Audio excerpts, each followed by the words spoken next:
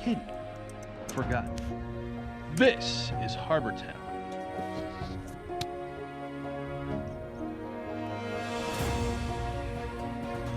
Harbor Town is an all-new series from Miniature Building Authority, the leader in tabletop gaming scenery. Unique, flexible, and playable, Harbor Town will take your games to a new destination. So I can move my map over to the big screen again.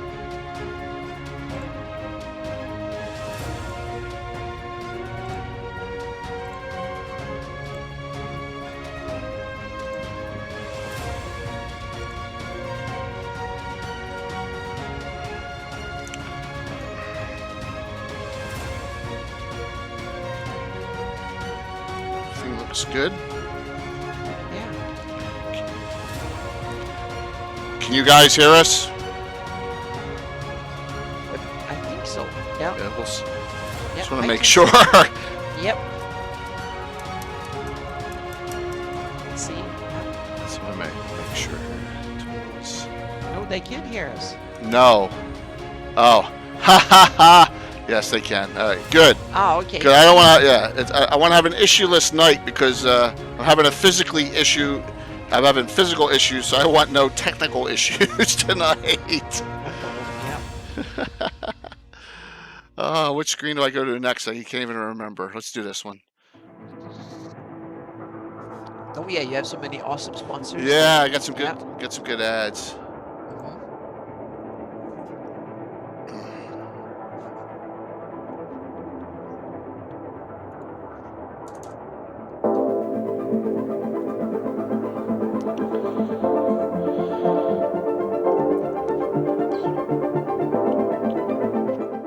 Oh, it's quick.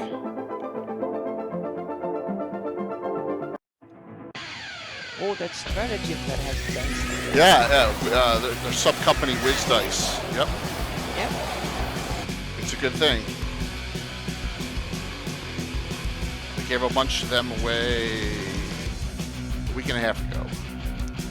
Yep. Got a whole bunch more for the fundraiser.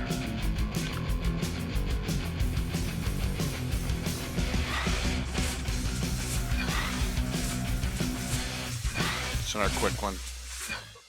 Another.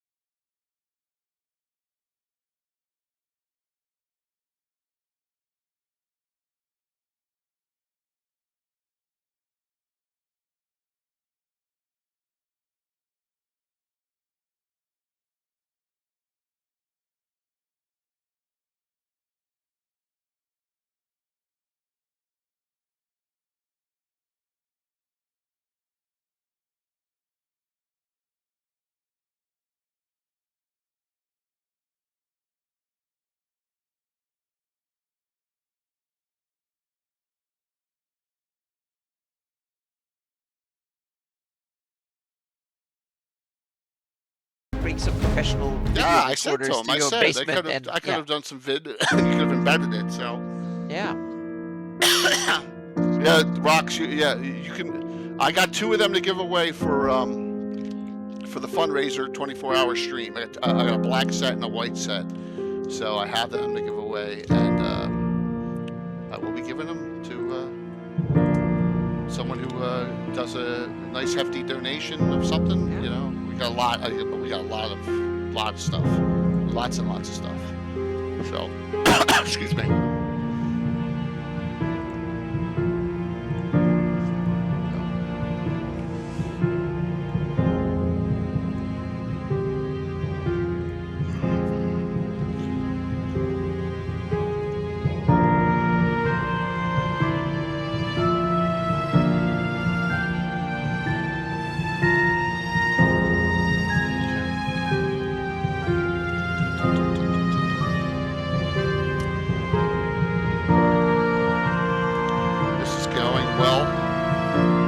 I know, Anna. You had your mother, right? You have your mother there. Oh yeah. Yeah. So you missed Thursday night. We had very interesting clockwork land shark bullet. Oh damn! I'm sorry I missed that. I was getting here from the airport. Thursday. So yep. Oh, it'll continue. It'll continue this week. Cool. So you clockwork stuff? Well, you know, an automaton of a type. Yeah. Yeah. But that's what they think. That's what they think it was. Ah. Whether it was that or not, we'll have. You've been sneaky, and you kind of take I'm traits always from sneaky. one to the other. Exactly. Cool. Gotta have fun with it. Yep. All right. Let's see. There's still some people out there who said they haven't seen the ad yet. I don't know how. I plastered it everywhere, right? Well, you're awesome in spreading the word everywhere. So yeah. Jason, you looking forward to being? You'll probably be up all night, man, and then playing at 4 o'clock in the morning. And Carlos's game. Yeah, that'll be a blast.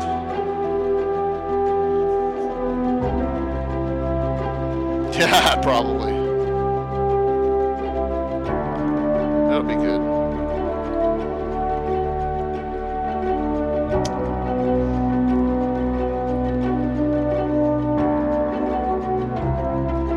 Snowfall is so cool. Yep. Well, the math and the graphics, it's fantastic. They did a great job.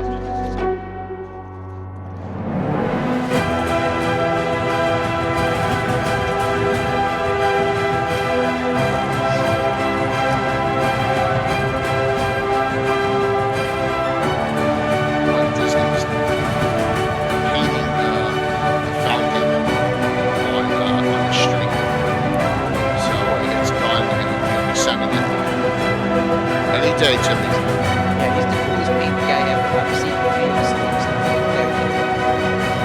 Fantastic, amazingly entertaining to just be you guys painting miniatures. Yeah, I mean, you have to be. Yeah. That's something that Yep. you need to be. February 15th. I went a little early. All right. Hello, everyone. Thanks for coming on tonight. Delving into dwarves. I thought I wasn't going to have a lot of material, and now I have more material for this one than I do for the Elven one. That's good because dwarves are not really my expertise by any chance. But there's a bunch of dwarven settlements and stuff spread around. Oh yeah, I got them all to discuss. Key Perfect. ones. So Yep. Perfect. Yep. yeah.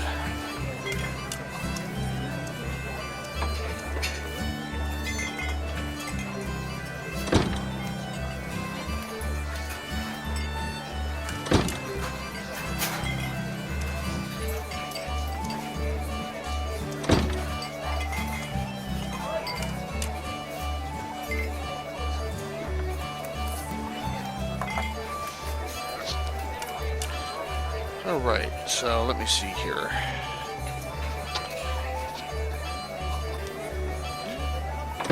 Hey, Dave, there's David. Snafu. Yeah.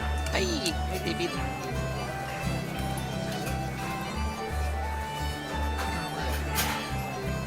People will be coming on that, you know, here and there. Thanks a lot, everyone, for.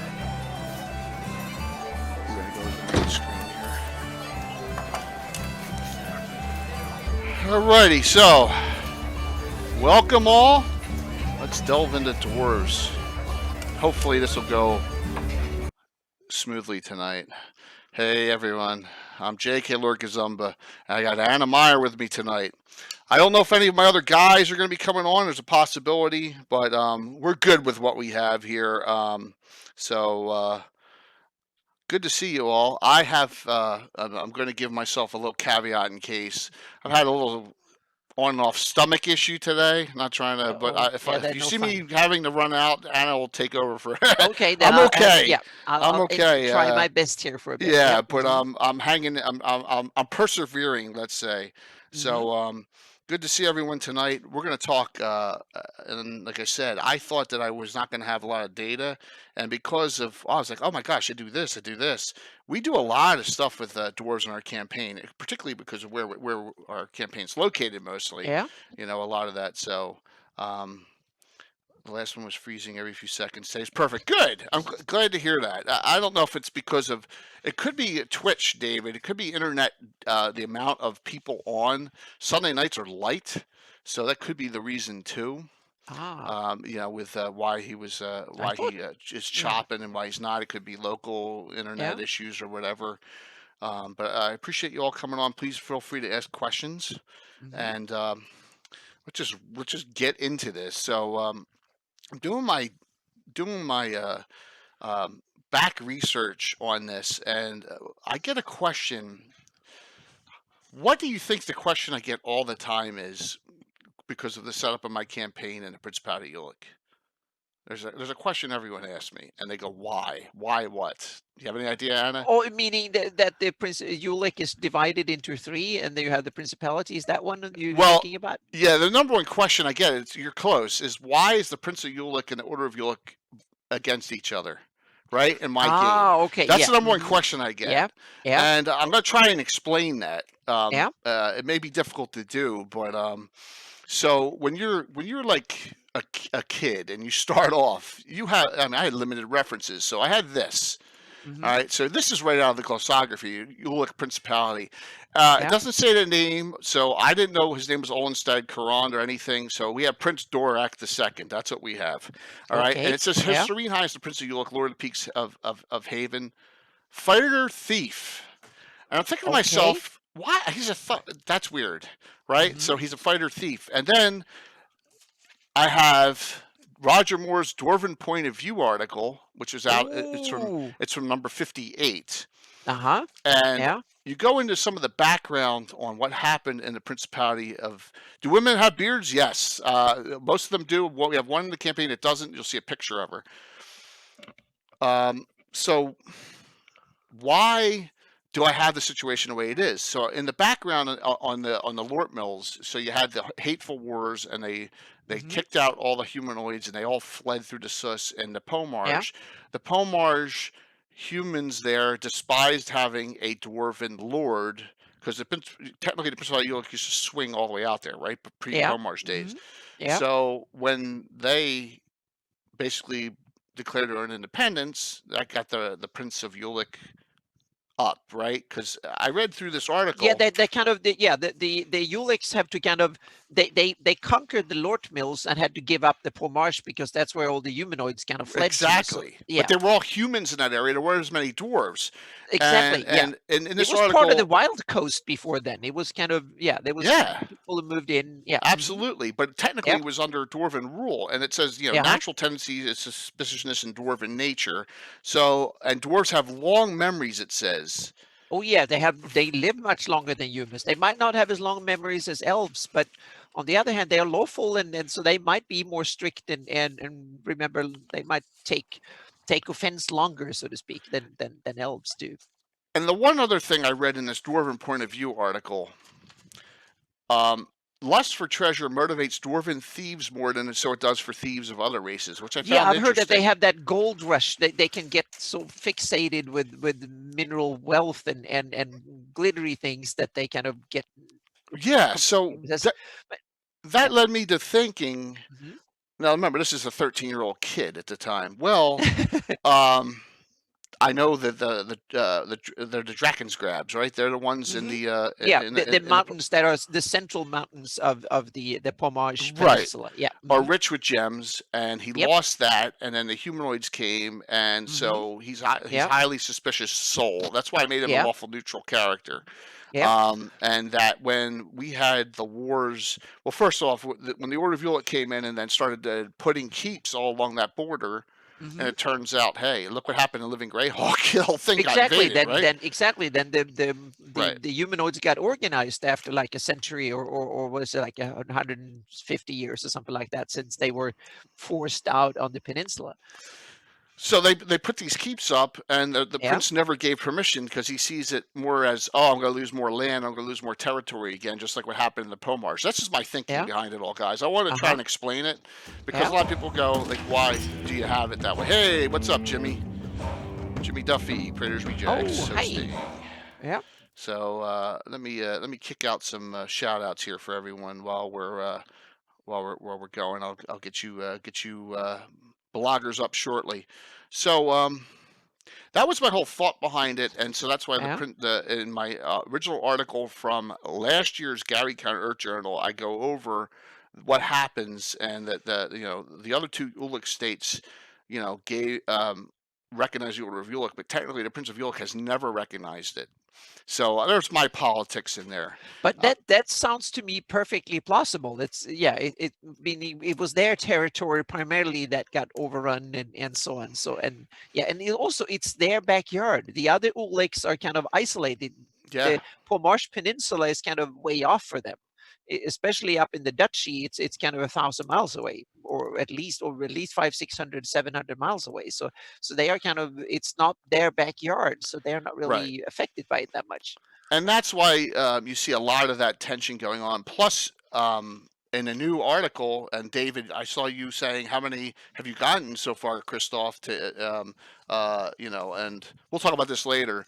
I'm going to go over a story in this one, the legend, and we'll talk about this. Anna read it, so I wanted to give her a heads up on it. Legendary Dwarven Axis of Varnafane. That explains a little bit more of what happened, too. So, location wise, these are the ones I dug up that are in my campaign or I know about. If I miss that one, Anna, and guys, if you Jason, if you guys want to refer to some others, because I remember I'm not an eastern side of the map guy too, so I may be missing some key ones. All right, so you have the Principality Ulick, right? And the Principality Ulick is mostly it's dwarven with halfling and human in it, right? Then you have the Lort Mill Mountains themselves. Yeah, there's some more clans further up in the northern Lort Mills. There's a bunch of them they seem to be clustered mostly on the border of Viluna. There's a bunch of them. The clan of Rockholm and Glemorak. I wonder if I'm going to crash this. So I got to go back to that. I got to back to that. There, okay. There you go. Exactly. There's lands of Clan Rockholm and Glemorak. Yep. So I'm not sure what era they are, but I think they are introduced in from the Ashes and the Sargent era, but it might be later too. But I think they're from that era. Well, I don't utilize them once again because they're up in Viluna and I'm more south, right? Yeah. Because I haven't used them. I haven't used them either. I just put them on the map. It's good though. It really looks nice. So and here's the other side of as it goes down to Altamira. She uses an older version of the map with all my other Selene stuff on. So from this part of the county, you look Lort Mills. All right, the County York Lort Mills up Grat, whatever that is, up that area. That's where I usually focus our campaigning on. The Grot Ugrat. That's one of the old humanoid cities or layers that was where they were ousted from during the Hateful Wars. So it's a leftover ruin from one of their old layers up in the Lort Mills. Oh, cool! Yes. So it's a place ripe for adventuring. Exactly. So it's an old humanoid settlement that was simply they got all the humanoids out of it, but the actual holes in the ground and stuff is still there.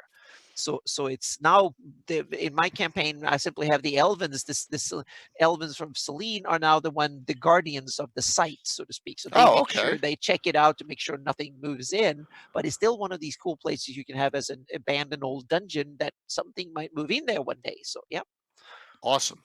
Very, very cool. And the name is taken from somewhere. I'm not really sure, but it's some source somewhere where it's mentioned. So So those are Jason's put out a whole bunch of other locations.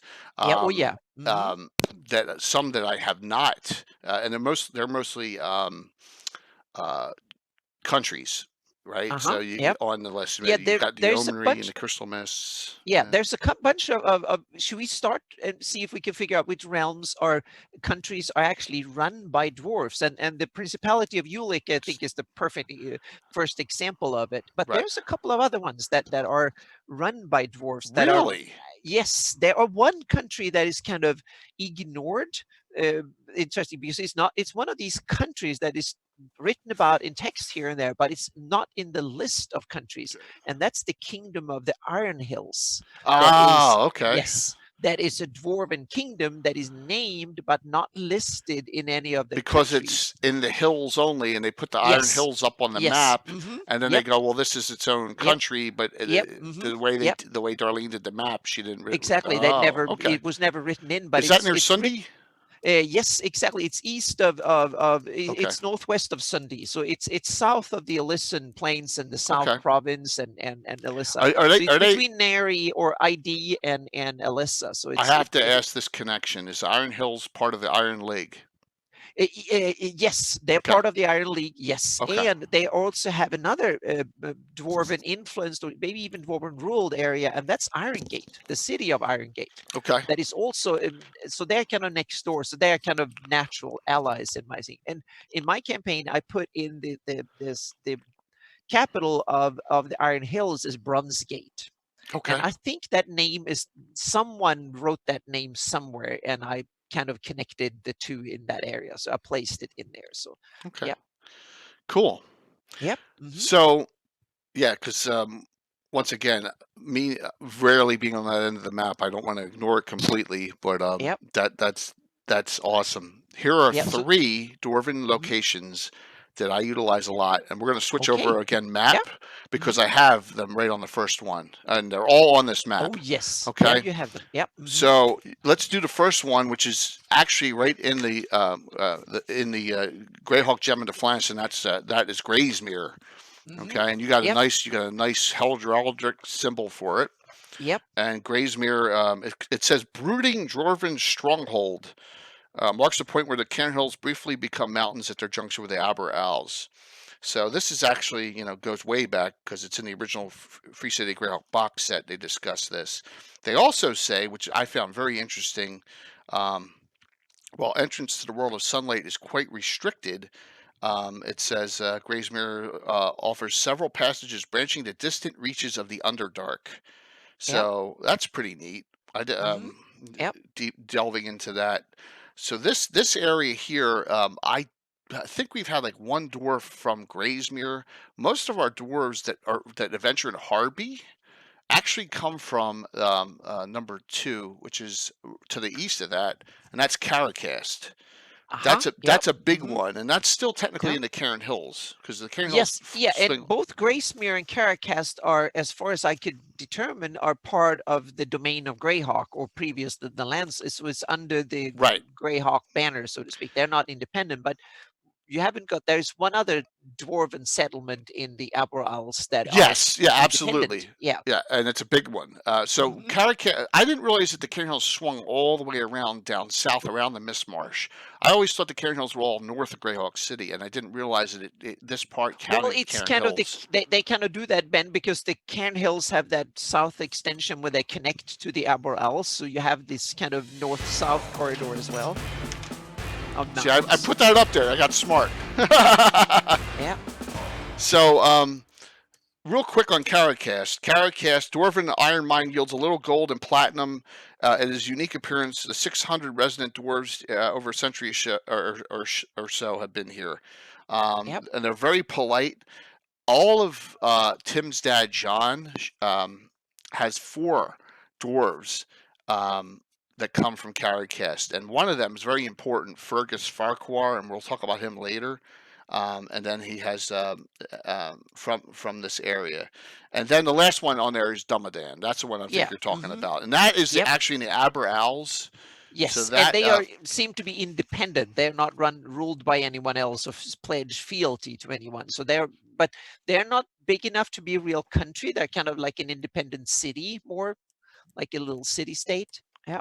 And let me get to it in here. This is so Caracast and Dumadan are both in the From the Ashes Atlas book. Yep. That area is really detailed in From the Ashes. There's like a separate booklet with a map that was one of the best maps ever made in a public thing. Oh yeah, absolutely. They're fantastic. They're great maps. I like forgot that yellow and blue color. Those. Exactly. Yeah, they're fantastic. There were a bunch of maps done there. I forgot who the artist is, but the person who did it did a magnificent job. They're great, and those areas are really detailed, both in the description and the maps.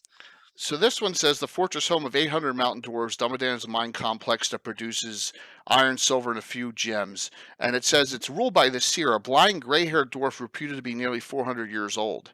So, and Wow. they Yeah. are said to have great divinatory powers. That's pretty neat. Yeah. So I can't recall if we've had a dwarf come from Dumbledore or not. One of Bill's may, and I wish he was on, but I can't ask him that. So those are the three areas that a lot of the characters that come out and adventure when we start off at Harby or Greyhawk City Yeah, are but that from makes, those areas. especially from those areas, makes sense because those are the local dwarfs around the corner, so to speak. So Absolutely, and we have a lot of our Shieldane class dwarves come out of that too as well. So, yeah, did I miss any other major cities, guys? I mean, we can count Iron Gate as and in those areas, no, but yeah. there's a bunch of them, especially if we go west to the Yacht Hills and the Crystal Mist. There Oh, are okay. numerous dwarven settlements that are described in the Living Greyhawk Gazetteer as the Okay. mountain dwarves, not the hill dwarves. The areas we talked about so far are the hill dwarves, where the hill dwarves hang out. But then we have the mountain dwarf clans, Okay. and they live up in the Yacht Hills and the Crystal Mists. And if we go up to Yacht Hills, there are some really cool. There's one Yeah, I don't think I cool. have any on my map here, so I Yeah, don't want to. so it's in the area between Kett and Perenland, there is a pass that is called the Dragon's Tails Pass, Okay. sorry, Wyvern's Tails Pass, and the Worm's Tails Pass. I'm sorry, I screwed that up. It's hard to read on my map. I had to zoom in. First, I was guessing, and then I zoomed in and actually read it on the map. So halfway between you have the city of Crestable, that is like the high outpost of Perenland, and then you continue up in the mountains south towards Molvar in Kett. Halfway between there is like a little side valley that goes straight north, south, or go to the right. If you go from Perilland south to Kett, you veer right into the Blackhammer Vale, and there you have the clan of Blackhammer. Okay. They have their city or large town up there. So there's one of the mountain dwarf clans, and they have the Bleigle's Peak, and just outside there is the Don Cragen Keep, is the southern outpost of Perilland in that vale or valley, and then you have the Blackhammer Vale with the Blackhammer clan. It's good to So, see that there was some expanded locations in Living oh Greyhawk yeah, because I always thought there's and dwarves tend to be rare, right? yep. And that was that's good to see that there was expansion upon it Oh because I yeah, know there's not lots of just them, elves and and humans out yep. there. We try and have a lot of other, we hmm try to utilize gnomes, halflings, Yeah. even half orc player characters. So good to hear. Yeah, Um, and if Good. we go further north up in the Yacht Hills, and now we're between the northern, almost the northern end, right west of the Lake Quag, and between Tusmit, or sorry, Ekbir and That's pretty well, it's far out. technically northern Tusmit, the northern end of Tusmit and Perilland. There's the Yacht Hills. Hmm. This is the central part of the Yacht Hills, and right up in there is a land. It's called the Kund. Khund Hmm. clan. They have their settlement. It's near them is the free city of Exag. That is one of the free cities that is on the western border of Perilland.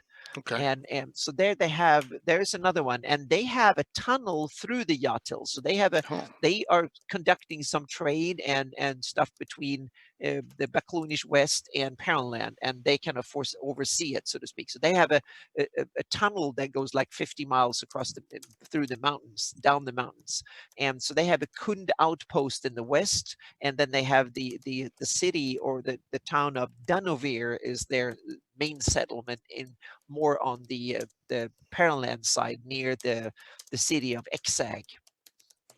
That's another one of these kind of Gygaxian play with words again. yeah, Yeah, exactly. Exag. Yep. So those are the what I think, at least in the western part of the Flanneys, the most northern Okay. dwarven settlements up in the Yacht Hills. And Yacht Hills are, from judging from the sources, probably the highest mountain range with the tallest mountains in the whole of the Oh wow. Flanneys. So that's the Himalayas of the Flanneys. So I have them as up to well over 30,000 feet. Oh my gosh. So they are really tall mountains up there. So Okay. those are and the crystal mists are the second, but the yacht hills have some of the peaks that are the tallest. So I can understand why it's a draw for dwarfs and mountain dwarfs. So in our little neck of the woods, Yeah. the history with dwarves, it's kind of enigmatic, and I'm going to ask one or two of these questions here, Yeah. and let's see if anyone out there can answer this. And this, once again, I think this goes right into what it says in this little blurb that you get in the glossography, right here. Okay. Maybe not. All right. So the Principality Ulick has a very strong navy. Hmm. How's that possible with dwarves? Well, you have a coastline, I and know. then also realize that there is been a human presence, meaning the Sheldamar Valley Right. have been the home of mankind for 4,000 years, meaning there's been a human empire. Right. And my guess is that, or my take in my campaign is that the western part of the Principality of Ulix, where Gryrax is situated, It's more it has human. been part of the Keelland Empire back in the day for probably thousands of years. So they probably have a huge, strong naval tradition from that area, and there's probably a lot of humans live there. So that to me makes sense. They were part of the coast of the Sheldamar or the Keelland Empire for a long, long, long time. So here's my take. I agree on that. Like a lot of people were saying, it's more humans as the sailors. But Yeah. when I think of, because it says Keelandish warships, right? I don't know if I'm overthinking this, but like you have, of course, Keeland has the warships, and we know Ulick has warships. I'm thinking that some of the, if I'm wrong here, guys, that's true too, David. That's absolutely true. There's more humans actually than dwarves. I'm thinking Yeah. of the Monitor type ship from the Civil War occasionally. That's what I'm thinking. I'm thinking they got these Okay. different Yeah. types of warships Yeah. that are more crafted But type Ironsides or something. That's yeah. what I'm thinking. I don't know if I'm Yeah. overthinking it. No, but that's I think that's a really cool way. It depends on which style of fantasy you want to have. Right, and I'm Meaning not. you can have a fantasy that goes towards steampunk more, and that Yeah. would be an awesome way of doing it. Or so yeah, so you could definitely add dwarven kind of cool dwarven ships that are metal clad, more kind of hunkered down. Yeah, that way monitor like, yeah, I think that's a great idea. Just for a few, Yeah. and I'm thinking that they have some specialty ships. Yeah, I just always and have was. a crossover between steampunk and fantasy. I think that's a awesome game setting. It could be fantastic fun. Yeah, Yeah, definitely. And yeah. because And then you have gnomes and dwarves being, I think, the natural races and cultures to have that kind of crossover between steampunk and classic fantasy. Yeah. yeah, and you guys are probably all correct. It's probably a human navy. Uh, That's what my guess. Yeah. But I'm going to tell you that I think in my game, and I'm not talking about the monitor type ships. In my game, it led me to adding dwarves as a race allowed in one of our classes, and I'll discuss Okay. that soon. Yeah. One of our subclasses, and I said because of our situation, I think there's a fair amount of dwarven sailors. It's just I think there's some. So I'll explain that. I'll Yeah. explain that down the road. Not all of them, but I just thought that there are. Well, It yeah, would only because make you have a sense. lot of cool house rules and classes and Yeah, stuff involving dwarves, so we should definitely dig into to that. yeah, We can't and miss that. guys, I really appreciate your input on that. Just one of the things that came up was Hmm. a Dwarven Yeah, Kingdom with a good navy is kind of, hey, all right. So, yeah, and especially when you have magic and stuff, you can kind of create steam using that and drive propellers and whatnot. right, So and there's or you things can you can burn do. coal or whatever. So yeah, so You there's can have like and steampunk and fantasy. I think there's a good crossover there where there's a lot a little of bit, but not too yeah. much, Hmm. So, Yeah. cool. All right, so that was a question. Yeah. Here's another thing that, like, all right, if you know the background on my in my campaign, we have our a lot of locations north that border on the county of Ulick that because the prince is the way he is, don't get patrolled. Now let me see if I can Mhm. pop this up real quick without crashing anything here. In particular, all right, we went to that. Not that yet. There you go. One of This one. these. Yeah. There we go. Okay, so Mhm. this is in the northern area of the. This is on the way to. You can see Thunderstrike on the map, and you can see Outpost Number 1, which is an Order of York post. But you see the town of Glipdale, one of my favorite crap towns of all time. Yeah. So that's a human mining community, and so I have it that this area north from that area north is actually kind of left open a little bit, like because the Prince of Ulick's his troops have actually don't patrol the area as much as they should. That's just the way I have it because it's more human and halfling populations in that area. I could be wrong. So and he's kind of left it to the machinations of Altamira, which is a little bit north of that. So just to put that out there, I don't But know. I think that to me it's very close to how I see it in my campaign, because I see the area around between Corewood It's and open. Thunderstrike is an area where you have human, dwarven, and elven and humanoid influence all in one go, so to speak, and some gnomes and stuff too. So it's a very kind of racial diverse area. You have influence, meaning you had dwarves living in the hills with Thrunge and several other areas running stuff, and you have the elven influence both from Celine and County of Ulek. And you had humans living on the wild coast, and also living in the various Ulick states. You have humans, and you have all sorts of humanoids and stuff coming in from the sus forest. So it's one of these kind of very racially diverse areas And I in thought it's like my take. frontier-like almost. Exactly. Yes. Yeah. Yeah. I see it as that too. And Corwood is kind of this was in when it comes to the places that were there in described in the published sources. That's kind of the big civilizing, stabilizing place, so to speak, that a lot of elves and humans. So in my campaign, it's a lot of place where a lot of half elves come from, because you have both human and elven influence in that area. And that's one of the reasons why Altamira ended up there. Yeah, because it fills, and that's why I love to put in the map, because Altamira fills that little gap in between. There is a lot of area in between, and in the Living Greyhawk, they further south they put a town called Ritter's Marsh down there too, along the frontier, and it makes perfect sense because Thunderstrike is a large city and Corwood is a city. So, and between them there is a road described in the sources, and to me, that road needs to be fortified and people need to live there. Otherwise, no one will travel 200 miles along the sus forest if there weren't civilization to kind of Absolutely. I guard mean, that's a and maintain long the road and patrol it and stuff. it's a So long yeah, distance, and that was the yeah, whole idea between yep, trying to create trade hmm between that through to yep, the south hmm was the idea. One of the yep, ideas why we placed that there, and that yep, leads me to the final. I don't know how I forgot it by my campaign. The final major location with dwarves in it on my really small map is the free city of Altamira on this wonderful map I have, and hmm we have our yep, dwarven quarter right here. So, which has all the full dwarven quarter. There we go. Okay, where you have churches of Clangeddon, Moradin, most all except for, of course, the Abathor. All the other deities are represented there. You have Walt's character Schlemmen Mules.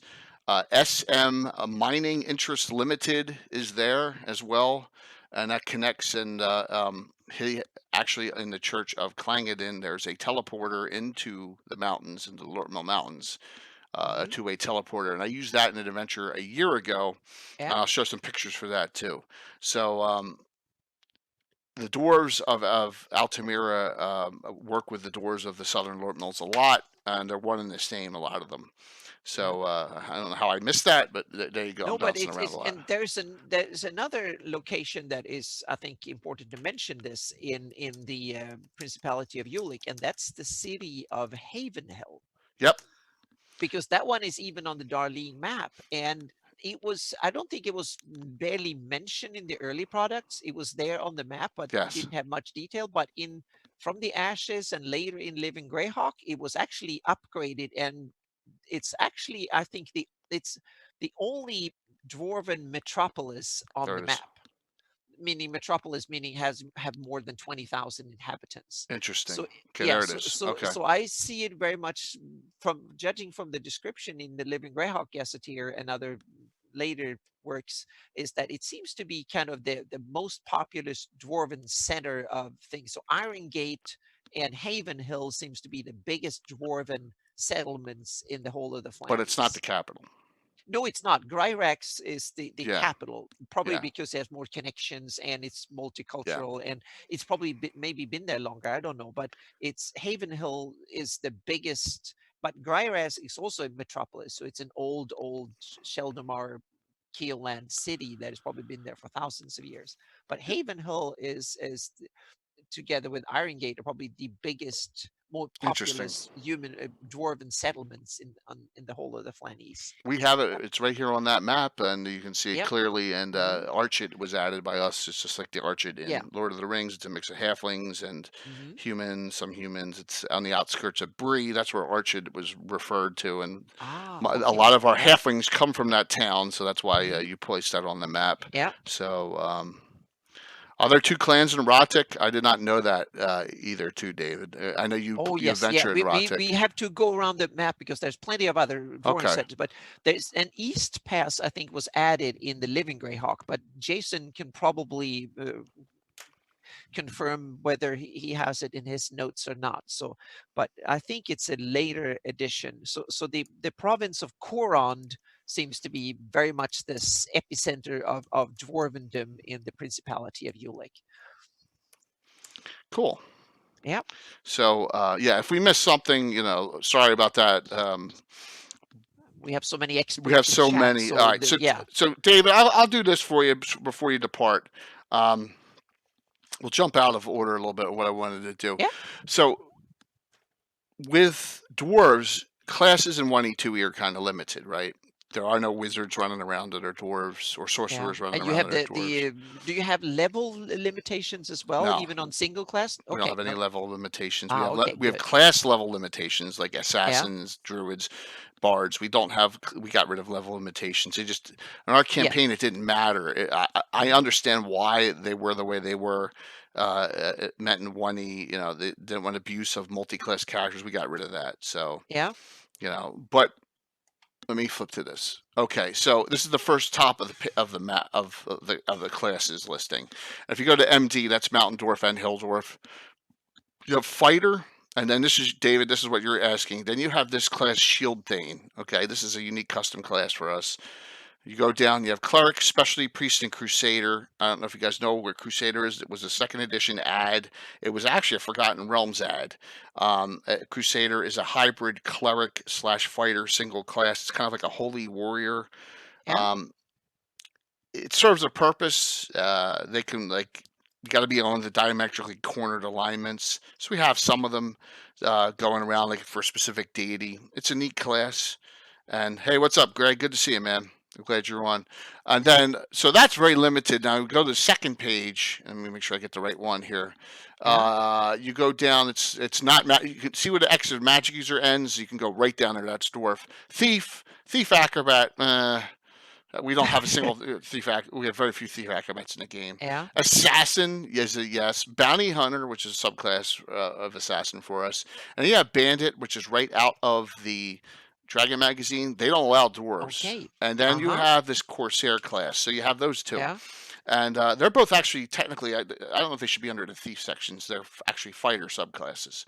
All right, so let me, David, let me talk about monastic type warrior. Yes, Phantom Crusaders, absolutely. That's exactly what they are. So, for example, you could be a Catech good Crusader of Tritharion. You could be a Catech evil Crusader of Ayus. You can't be neutral good, neutral evil. You got to be on one of the 4 corners for it. And then you get certain spells, clerical spells, and stuff like that. So it serves a purpose in some instances. It's probably, instead of having all the different class of paladins in that article, we have a lawful neutral paladin, Catech neutral paladin, that article I'm talking about out of Dragon magazine. Crusaders serve that purpose. So what am I doing here? All right. So this class, the Shield Thane, There's like a Dwarven Defender, which is in like 3rd edition. It's Mhm. similar, but Yeah. it wasn't taken from that. This is the other Bill's one major contribution to our game. Not the Bill you guys know, but the Bill who's the third emoji. This Bill, guys. It's this guy's contribution to this game. This guy here, that guy. Okay, we Oh, got okay. yes. Mhm. All right. So the Shield Thane is a tank fighter class, David. It says based on the fighter class, with a -10 experience penalty. If they can get 10% bonus, Do which you would make use it tower 0. shields or something What's that? like that? Oh Do you yeah, use yeah, tower shields? Yeah. Mhm. absolutely. Yep. Here are their abilities, and I'll swing back to it. Some of them are hand penciled in because I don't have it's photocopied because I don't have the original. I never got the original file, so I got stuff written in here. Let me do this so this doesn't scan through. The Shield Thane's a cool class. He really did a Yeah. great job with it. Let me just turn off the progress so that I can scroll through whenever I want to now. Okay. All right. So alignments are lawful good, lawful neutral. Right. They can specialize in one weapon and they get +1 hit, +2 damage, kind of like our fighter paladin can do, or our Mhm. ranger subclass can do, but they don't get multiple attacks with it. They're still 3 every 2 at 7th level, 1 every 1 from 1st to 6th. Okay. So they get that extra plus hit and damage to help with combat. They get 4 weapons of proficiency, and this is the special abilities. All right, of the Shield Thane class. So they use these tower shields or kite, the big shields, and they are the tanks of the game. So we have the taunt special ability, right? If you guys have ever seen us playing, where we ripped that right off from World of Warcraft, guys, where you can bring it, you can make things fight you, So we gave them taunt as a free proficiency, so that Mhm. they can pull things to them. They get a Yeah. defensive stance at 3rd level. They get a shield dodge like a monk at 5th, where they can get under their shield and deflect some of like a fireball and things. Yeah. Everyone's seen Dragon Master or whatever when uses the shield to deflect the Oh, dragon yes. breath. Yeah. Mhm. Yeah. Yep. And then at 7th they are allowed to bash with their shield. It's the only, not counting a Also, you spike. don't allow that as a normal attack No. for any skilled shield Eh, user? no, they're the only class that can use their shield and still count as a defensive. Now, Uh-huh. spiked buckler is actually an offensive weapon. So if you're fighting Yeah. longsword spiked buckler, you can use that to defend, or you can use that to attack and get the 1/4 damage as a dagger, but you don't get the defense on it. This Yeah. is the only class, and we have a lot of these only classes that get. This is the only class that gets the shield bash capability. So at 7th level, they get really nasty because they can attack with their hand axe or whatever they're fighting Yeah. with, and then they can bash with their shield. Now, it says here we have rules where you got to take two-fisted fighting and improve two-fisted fighting. You got to pull those proficiencies out, so you're losing proficiencies by getting the shield bash capability. And that's what that hand little written thing over here is. It's a Yeah. cool concept. A lot of our groups in Harby have dwarven tanks, these Mhm. shield thanes. Yeah, Uh, they're kind of the stereotypical tank, so to speak. Yeah. Absolutely, Yeah. absolutely. Mhm. And it's dwarves are the only ones that can be it. So it's kind of like halflings have the guardian, Yeah. dwarves have the shield thane, and then let me flip to the And they next also page. had, through most editions, they've had an extra stability, meaning they've been harder to knock off and to kind of push aside and various things like that. They've been I they had a like lot I of like special. and David brings out the point. It's dwarven only. It's specific. Uh-huh. It's Yeah. nice to have something that gives a flavor of. If you want this class, you got to play a dwarf, right? Yeah. And that's the thing, And I Yeah. know the dwarven defender is like that too, and that was kind of a prestige class, wasn't it? Off of in that 3rd edition realm, and that Yes, they had yeah. several. Yeah, they had several dwarven defender kind of. Yeah. Hmm. So Phantom and David, I will share this with you. I'm not about. I will share all my stuff. It's no problem. I can send you the. I have it there's some notes on it, but I have it in PDF. I have no problem sending it to you guys. If you guys want to take a look at it, it's a cool class. So at 9th Yeah. level, they get shield mastery. So then they get some major bonuses. Now here are their restrictions. I want to go over these. If you fight without a shield, you're -2 to hit, and your armor class drops 4 spots. So Mhm. because they don't fight that way. That's not their style. They may not use two-handed weapons, so they're fighting hand axe or battle axe one-handed, shield. Uh, you know, whatever, short sword gladius shield, hammer shield. They may not use missile weapons, but they can use thrown weapons. Dwarven thrower, throw hammer, throw axes over the shield. They're not using missile weapons at all. They can't use any shield smaller than the kite. So, and it has to be metal. They can't use bucklers or anything like that. Makes sense. So, hey, what's up, Batman? Haven't seen you in a bit. Good to see you. Good to see you on. They must tithe like paladins to their community. They must always respond to the call from aid, just like a paladin, a guardian, a cavalier. And they will not retreat from an engagement till all others have disengaged. It's cool. And then Bill actually created a special magic item for him. And we're going to go over magic items too at the end of the show. But let's go over this one now. It's called the Dwarven Hearthguard. Okay, this is a special kind of shield. When you have a normal kite shield and you bash with it, it's 1 to 6, 1 to 6 on damage. 1 to 6 small, medium, 1 to 6 large. This one, the Hearthguard itself gives you +1 armor class versus missile and an extra +1. So consider it a masterwork shield. This is a non-magical version, right? Yeah. It bashes for 1 to 8. Okay, it's got spikes on it, and it's got. So this was a great idea from him that he made. He made this up. I think it was a very nicely done class. And he did a nice quote down here, for about a dwarven Hearthguard shield and all. So this was a great class. Put some dwarven runes in there, and it's only 2 pages, guys. So I cut it into 4 so you can actually see it on here. But there you go. So these have gone into our game, and you'll see them occasionally. There's never been no more than 1 in a group. There's none in any of the groups we're venturing now, but you'll see them mostly over in the Hardby and Greyhawk adventuring areas because they tend to come from Caracast. I don't know why. That's just the way we've had it. Like this style of fighting came from that location. So something cool. So David, I wanted to get that to you before you. I know you have to because your time is so. You got to get up so early. I wanted to make sure that you. I could share that with you. Hold on 1 second. I got to configure this and let it so it scrolls again. Yeah, that's there awesome. we go. Yeah. Okay, cool. So hopefully that answers your question. And hey, we all wish that. So. I envision a dwarven Roman. Yeah, absolutely. It's almost like we've only done one, but they fight like like the legionnaires did when yes. they had side to side underneath the shield with swords. So yep. They had also coordinated defense lines and stuff. So, and they with the taunt ability, they coordinate with the DPS as we would call them in WoW or whatever, fighters on the side. I see them as fighting very rigid formations when they kind of support each other closely and stuff. So it's just mobility is not their thing. So that's why they probably were really. It's a different Batman. Yeah.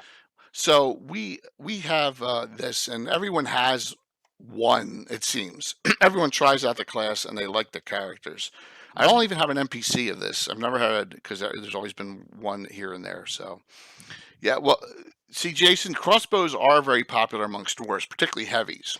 Yeah, get that one shot off because it takes a round to reload it and go. And a lot of the fighters dwarves we have in our campaign are like that. Take the shot and then engage, and especially shipbound again characters. All right, David, have a good one, man. Thanks a lot, and I'll talk to you soon. Good night, David. So we have the other classes. We have that bandit class, which is in the Dragon magazine. With the way things are in the Principality of Ulick, I was thinking, why isn't there a little bit of dwarven banditry going on in some areas? It would only make sense, especially on the border in those wilder areas. So I allowed dwarves to add to that bandit class, which then opened up our other subclass, which is our Corsair class, which is custom doing a mine, and that's a shipboard version of a bandit.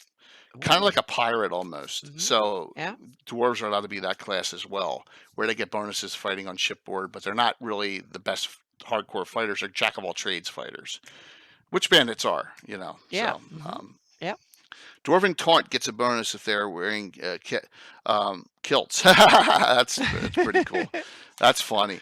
I love having I mean, a dwarf in, they tend to have higher con, they tend to have high strength.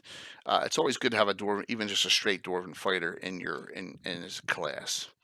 So back to yeah, I can imagine that. Can you imagine having Braveheart dwarves? That's pretty funny, definitely. Yeah. Hmm. So Anna, anything in Pathfinder that's special class wise for dwarves? Not really. They had a bunch of special weapons. Right. So they had some special weapons that requires a special feat unless you are a dwarf. They had a lot of that's a kind of carryover from 3.5, that you had racial weapons that requires a special feat. If you're not a dwarf, you know them automatically. So they had some cool ones there. And they Nice. also had, but it's not so limited, but you had a number of like dwarven defenders, and you also had the huge tower shields and Mhm. stuff like that were kind of meant for dwarfs, but humans could take them as well. But you had, in order to qualify, you had to have a bunch of traits and stuff that was actually more likely that you got automatically as a dwarf. As a human, you had to choose them. So that was kind of key. All right, so So Phantom has a question here. How does taunt mhm, work? This is how it works. It's yeah. not. It's a free action. I don't want anyone taking up an action using taunt. Hmm. You can take it as a proficiency. So if you wanted to be a mage and wanted to take it, have at it, right? So it's in our proficiency listings here. All right, but Shiltane's the only class that gets it as free for free. All right, so it's under our proficiencies listings that we have here. Here's how taunt works. You got to be within 10 feet. Okay, so you can't taunt something 60 feet away, and they got to be able to understand you, of course. So you're basically insulting them in the battlefield, and this happens all the time in real life, right? Yeah. There's all sorts of, so you're saying stuff, you're getting their attention, you're making a gesture that's getting them angry. They get a petrification save, and petrification tends to be the dodge save in 1E 2E, because there's no dodge save, right? So that's what petrification tended to be, that dodge save. If they make their save, they can ignore the taunt. If they fail their save, they have to attack you for 3 rounds, and then Ah, okay, that's okay. it, just 3. So it does. The higher level people get, the less they're going to be taunted. Hmm. So you Yeah. know, and a lot of the characters, like Tom's half ogre Kren, has a whole bunch of things. He says you're worthless and weak. Your weapon's worthless and you're weak and stuff. You probably heard it, and that was actually a taunt going out during the game, and then the character will go and attack. Yeah. Now there's a Phantom. You can do mass taunt. We have to have taunt first. You can mass taunt, and that's 3.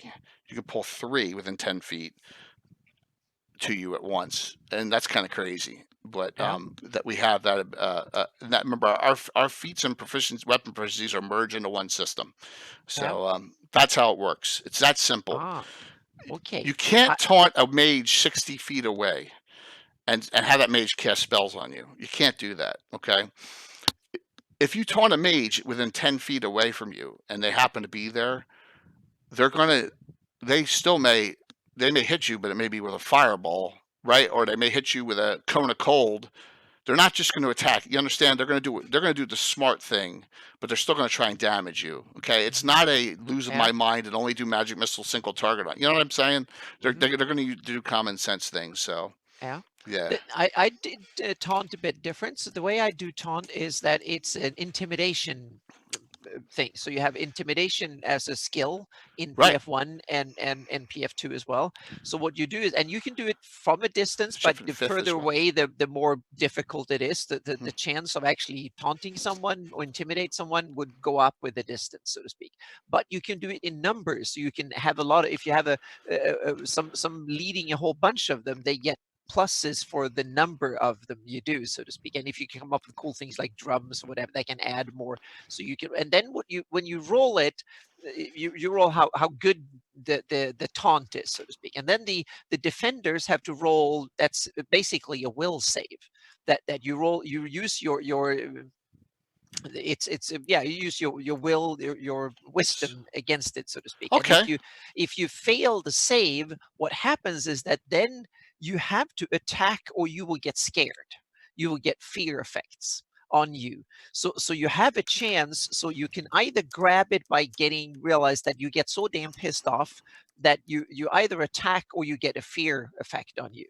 And so that way it's up to the players, for the characters, to make a choice. You either attack now, or you will get spooked and scared, and then you will lose a lot of, you get minuses and stuff like that. So it's not that they get an automatic disability, or it's just that they have to grab the chance now, because otherwise the bones, they will get angry and then they get scared, so to speak. Yeah, and So there's no that's, yeah. negatives. There's no penalties. There's no rages for ours. They Yeah. just have to, in melee combat, they have to attack you. Ah, okay, yeah, That's they're it. There's not no forced to. penalties. They can either, yeah, if they don't dare to, if they miss this, so they get taunted, so to speak, or intimidated into it, then they get demoralized if they don't attack. So the enemy, you can kind of taunt the enemy to attack you on your terms by using that thing, and that could be really powerful for if you have like a whole bunch of enemies. They can taunt you to come and attack them even if they have superior numbers, or you can run shitless and then you get a lot of fear effects on you, and you can get scared, and that way you will be much, especially spellcasters, that can be real nasty on them, because they have to start attacking, or they will not be able to concentrate anywhere near as well on spells and stuff. And let me say this, and Yeah. with this ability was developed because it made sense in miniatures play style. Okay, that was Mhm. another thing. Yeah. Theater of the mind, it may be a little more difficult to implement it. Yeah. To see it and Yeah. to picture it, but with Mhm. miniatures out there, you can say, well, that fit this characters within.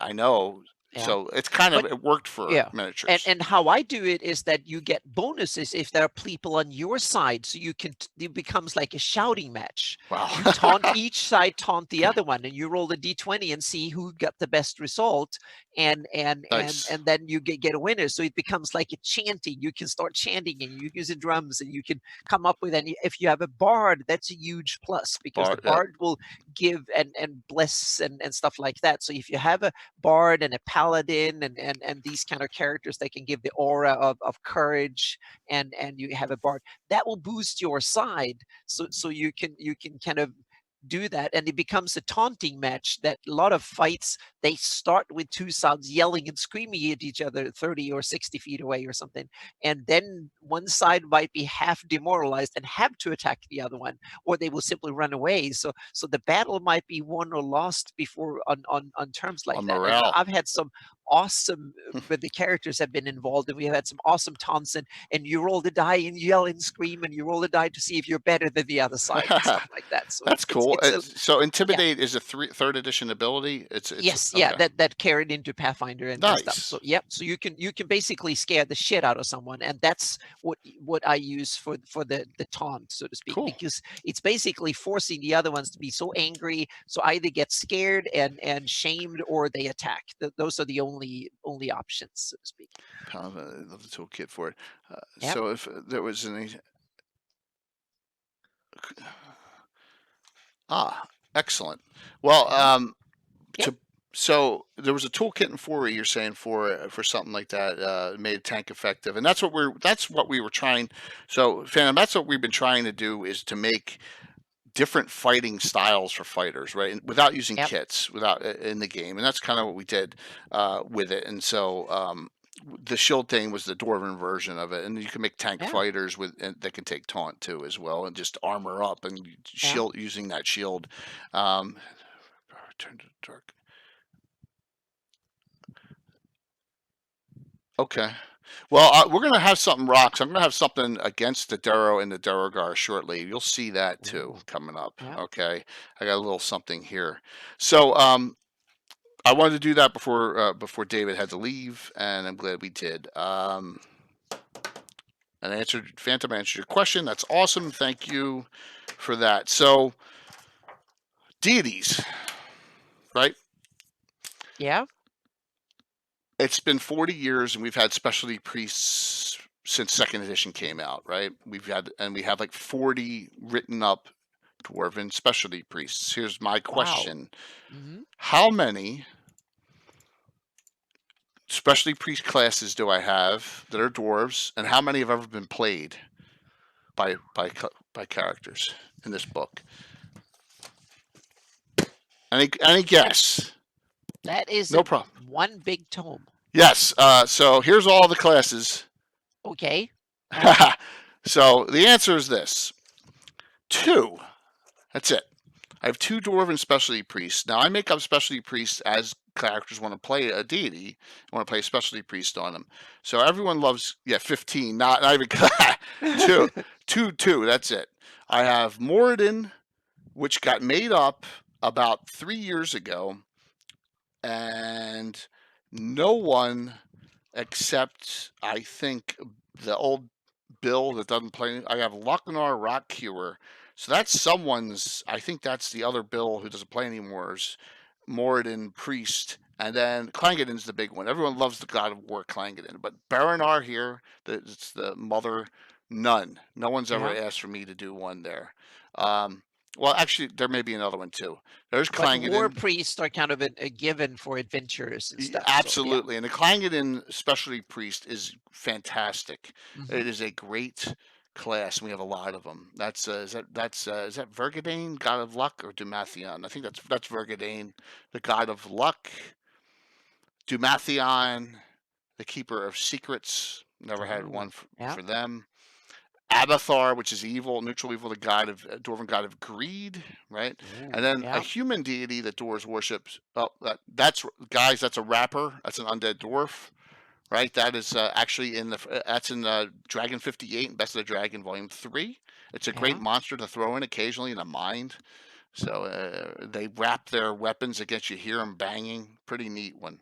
And then Ula. Ula, yeah, the dwarven human kind of. I see that as originally a dwarven god that humans started to worship or something. I haven't used dwarf much in my gaming at all. Not that much. So I haven't. This is kind of half uncharted territory for me. So I'm gonna answer Old Loaf's question real quick. Old Loaf, thank you for following a couple weeks ago. I really appreciate it, and you seem to be on our old school. We didn't want to use kits to make everyone be able to have access to all the kits. So what I did was the following: I took the weapon proficiency system. So say a fighter gets 4 weapons, and then it used to be they get every couple levels they get another proficiency. We cut it down a level, so now they get 4 weapons, and then they get proficiency at 3rd, proficiency at 5th, proficiency at 7th. We took some of the 3rd edition feats and some we made up ourselves and merged that in with the weapon proficiency system. That creates different fighting styles. Okay, and that's what I have in this book. Is the proficiencies, and we have an earlier Gabbin on the proficiency system, but so you have different things. Plus, a 2-handed weapon fighter gets 1.5 times strength damage.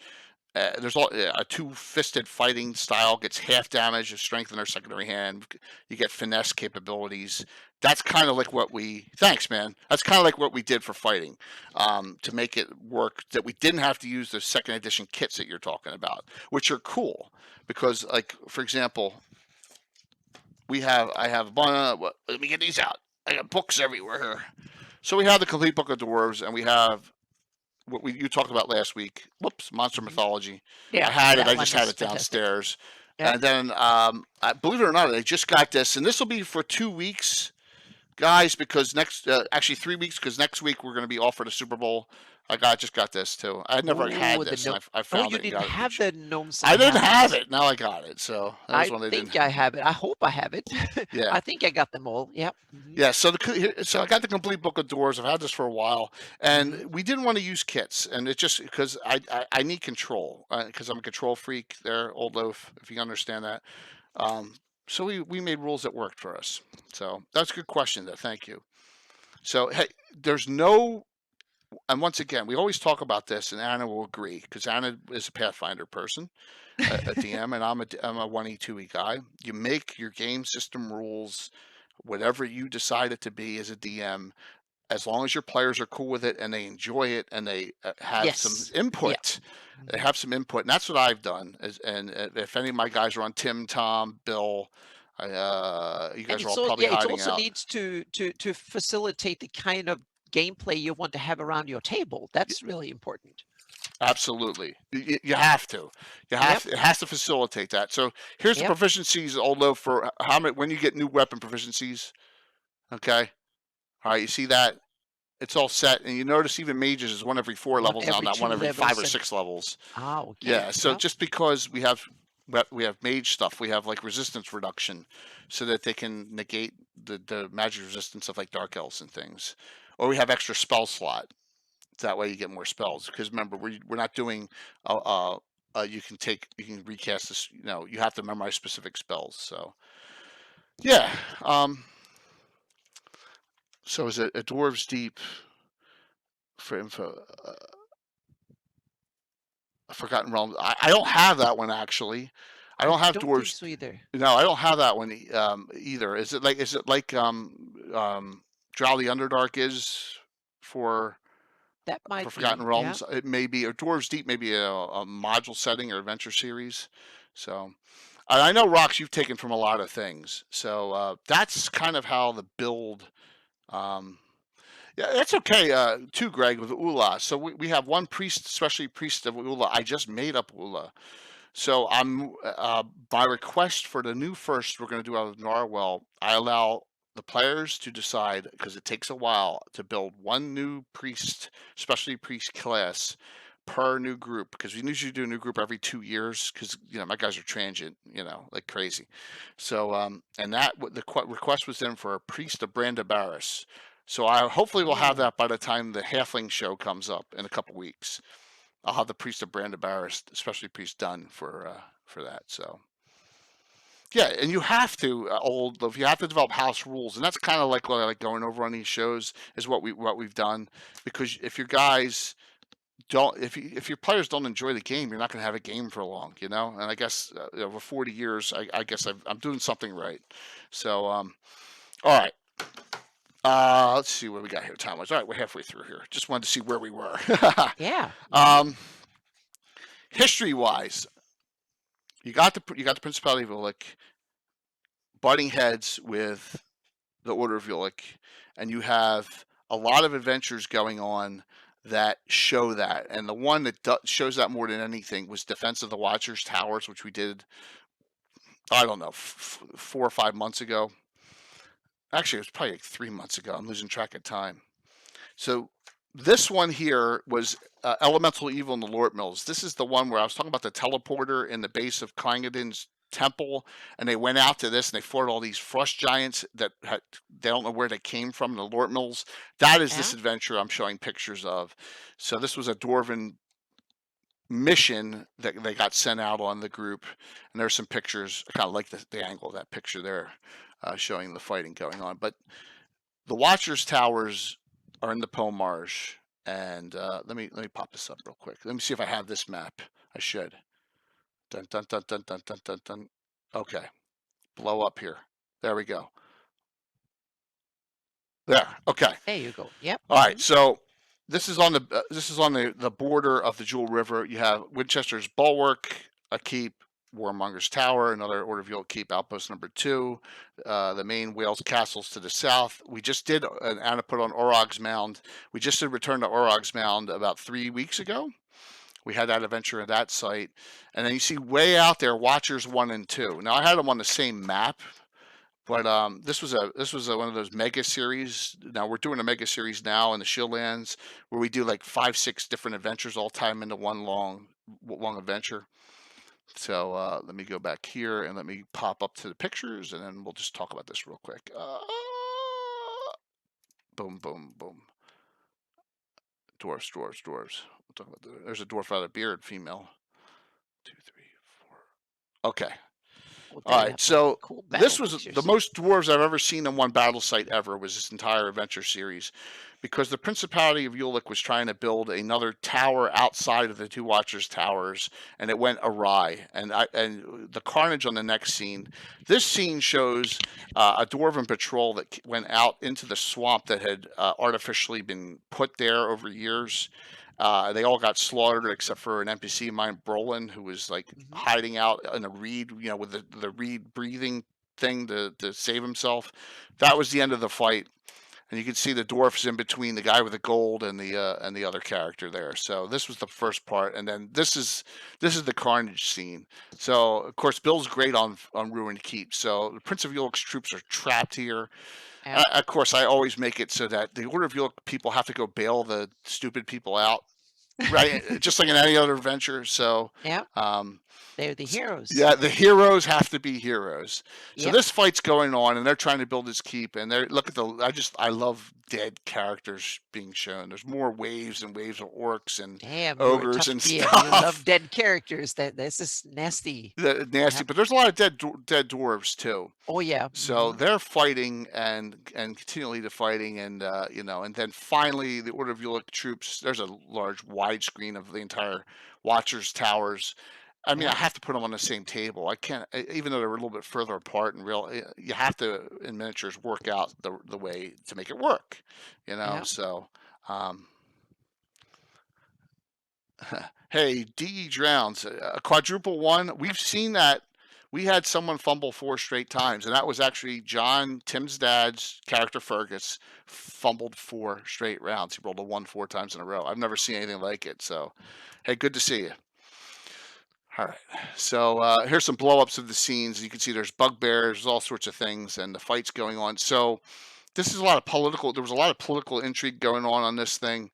The Order of York people had to come, and here they come, starting to bail them out, right? Yeah. And then we had dwarves actually fighting and arguing with dwarves after this. It's pretty cool. These are still on YouTube. They'll always be on YouTube. There's a whole bunch of them. You guys can check them out if you're interested to see how that went. But in the end, what happened was they were successful in defending the Watcher's towers.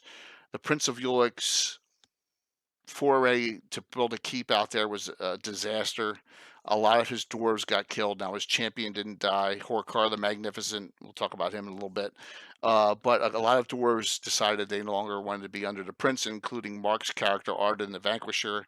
He's now at one of the Watcher's towers. He's not a member of the Order of York. He's kind of on his own now, but he said he will defend the keeps out there. So that was kind of a cool thing.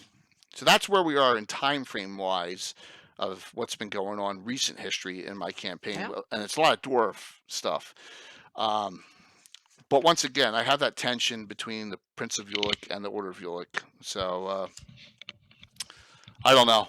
I just always saw it that it would go that way just because of people don't like organizations putting keeps in their territory without permission, Of course right? not. Yeah. Yeah. So Well, in a fantasy world, like in the medieval world, to put a keep or a castle or a fortress somewhere, it's a huge political statement and legal statement, and that calls all sorts of. It's a power balance, and if you start mucking around with the power changes, that upsets any world, so to speak. And in the fantasy world, that's like a dragon moving in a way. It's absolutely, yeah. Yeah, definitely. It's a political shift in the landscape, literally. And the way I saw it back then as a young kid was, well, he's going to be, I don't know, jealous isn't the right word, but suspicious is the right word. Yep, Yeah.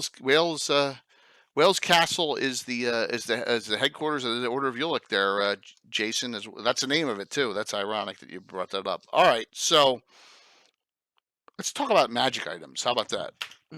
Sure. So you said there's some dwarven weapons that you had that were specific. We have one that's called a dwarven claymore. We have the Hearthguard shield, and we have the dwarven claymore. And the dwarven claymore is a two-handed. Think of a two-handed a bastard sword for human. It's kind of a dwarven version of that. And Walt has a character, and this is what I like about fighting stances types. And this is where the fighter thief as a player character. Axe of the Dwarvish Swords is a great one, Jason. I completely forgot about it. Oh my gosh. Wow. Yeah. I forgot about it, but I have axes coming, axes galore coming in my Earth Journal article too, and we'll go over them shortly. And Jason, I checked your reference. There's only one place this is referenced, so no one else has ever done anything on this. So we'll get there to that in a second. The Dwarven Claymore, I don't know if I've ever given out a magical one. I've given out Masterwork once on that, but I think it does like 2 to 8, 2 to 12. And it's a two-handed weapon. So you get 1.5 times your strength damage if you're using it as a dwarf. So Wall has a character Erebus, fighter thief, and I actually use. He's a player. He's one of the characters you can play if you do Horror in the Hools, which I'm going to be running at GaryCon. And he has the option of going as a fighter, or if he's the main thief, he'll wear his leather. But he also has chainmail he'll put on, and he'll just go fighter style, and he'll fight with his dwarven claymore. So he either fights a two-handed weapon or he fights short sword, short sword. So he's got different fighting stances, which is kind of neat. We have mountain and we have hill. The Prince of Ulick are hill dwarves. All the hills in that the Principality of Ulick, it's all hills. The mountain dwarves are from the Lort Mills, are from. I have it that they're from. They can be from Caracas, can be either, but Principality of Ulick are hill dwarves, and Lort Mills are mountain dwarves. That's why I have the distinction.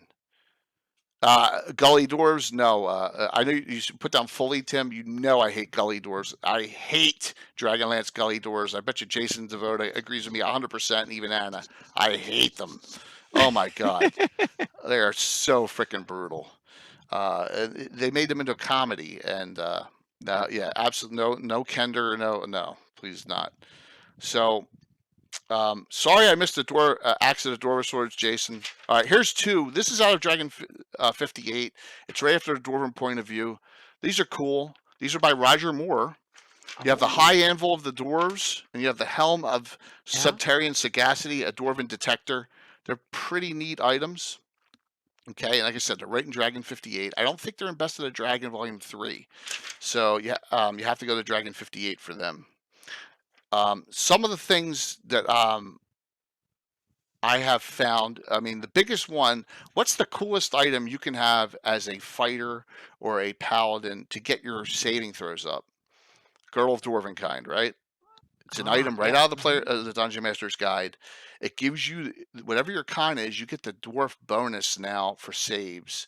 And you also you can detect shifting walls and all that stuff with the Girdle of Dwarvenkind. So that's highly sought in my campaign as an item, right? And then it'll allow you to utilize items, like you could use a Dwarven Thrower, which is another cool item. Thunderstones, yeah, I think Thunderstones was, I'm saying it was end of 2E, beginning of 3E. Thunderstones are in the 3rd edition Player's Handbook, Old Loaf.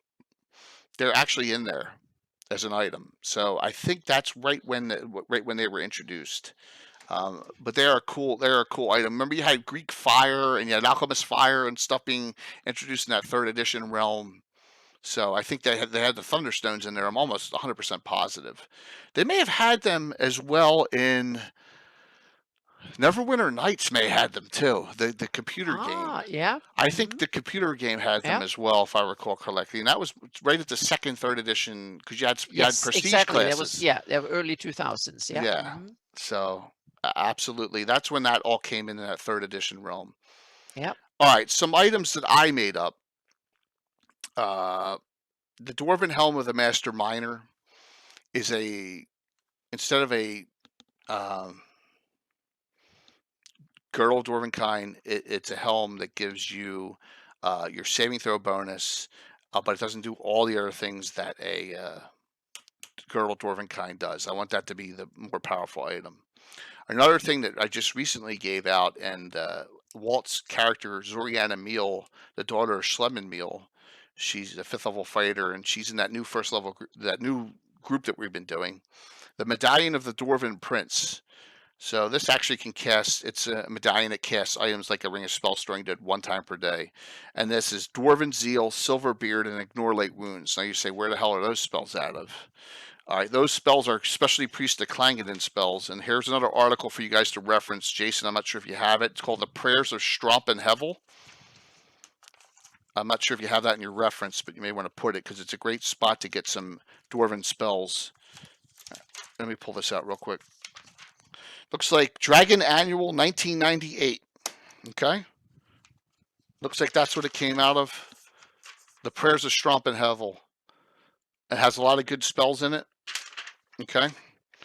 And I added them into the, I'm trying to get a date on this. Annual 98. Maybe, Yep, that's all it says is Dragon Annual 98. I don't know which annual number that is. Okay. Yeah. Don't. Yeah, I'll have to reference that to you, but it's a good. It's got some really cool dwarven spells that we added in to our specialty priests, like Mud in Your Eye, Rock Burst. So it's a good way. Earth Fist, Stromp's Dwarven Cleaver. They're all spells. So, like I said, Dragon Annual 1998. I don't know if that's 1, 2, 3, or 4. I'm assuming it's a later one. I'm thinking 4. That's a guess. So, okay. Let's get to the big thing on items. And any items you can think of in Pathfinder? I mean, it's tough. Yeah, they have some cool. They have a chain hammer, for instance, that is kind of cool. Yeah, so it's on a chain. You can throw it and pull it back. Yeah, it's two. You have two hammers with a chain, so you can throw one. You can use one and swing it, and then the chain will let the other one swing too. So it becomes like a double weapon, and it's an exotic dwarven weapon. So that's kind of cool. So it's a two-handed weapon that you can basically use one in one, and you can swing one, so you get like a reach of 10 feet, and you can hold it and swing it and use one and the other one at a distance. So oh, nice. So yeah, so that's one of the cool weapons. So it's a mechanical version, like a dwarven thrower comes back to you. Yeah, it's kind of So you can swing one like this, and then the other one can go like with a 10 feet range and bash someone as well. So that way you get like a second attack for free with it. And then there's a bunch of a giant sticker is another one. That it's a heavy bladed spear, especially designed for use against giants, and have a long reach and so on. So that's another dwarven. And then you have a smaller one that you use with one hand, and that is a mole. Hang on a second here. Light mole axe. Yeah. So yeah, it's a martial weapon for dwarves, an exotic weapon for members of the. It's not a double weapon, and enchantment, blah, blah. But it's kind of a special. It does some extra special critical. It's a critical ×3 weapon, and bludgeoning or slashing, and you can throw it too. So it's kind of a special one-handed axe, a version of the battle axe that is called the maul axe for dwarves. So it's almost like the great axe, where it's not a bardiche, it's close, right? Where you get that two-handed mauler with the blades on both sides. All right, cool. Yep. And they have a long axe for that has a longer shaft that you hold on to, so you get like a bit more. So you get a reach, so you can reach 10 feet. So with it, so instead of 5 feet. So that one is two-handed, and so that's kind of it basically like the great sword, but an axe that has longer reach for dwarfs. Nice. So those are a couple of the things. But well, it sounds like they got some good customization, which is always neat. You know, definitely. Yep. So there's a whole bunch of these kind of special racial weapons that certain things can do. And then there's a special war axe for dwarvens, and there's the double dwarven war axe. Yes, and I'm not a fan of those double weapons. Those orc double swords and exactly. There were some, but some of them are fun. They're not super realistic, but they're kind of fun in a fantasy world, and I kind of like them. They add flavor without messing too much with the rules too much. So they kind of so you have the special dwarven war axe. Let's see what the two-handed ones mess with our two-fisted fighting rules really, and they're got to be really, really tough to wield, you know? Well, yeah. So, and they do basically more damage because they're heavier than the regular war axe. That's the difference. Instead of a battle axe would do 1 to 8 in our game, and a dwarven war axe may do 1 to 10. Yeah, that's the same thing here in Pathfinder. So you have a dwarven. Yeah, it does 1d10, and critical is ×3. Right. Yep. Cool. Good to see some flavor flowing about there. So. All right, Jason, you're gonna like this. Back in the day, when From the Ashes came out, there was a lot of blurbs in From the Ashes that weren't anywhere else, and the one and Anna has it on her map, so that was really cool. is this little story. It's on page 58 of the Atlas of Greyhawk lands from the Ashes, and it just talks about Varnafane, and it's a quick story.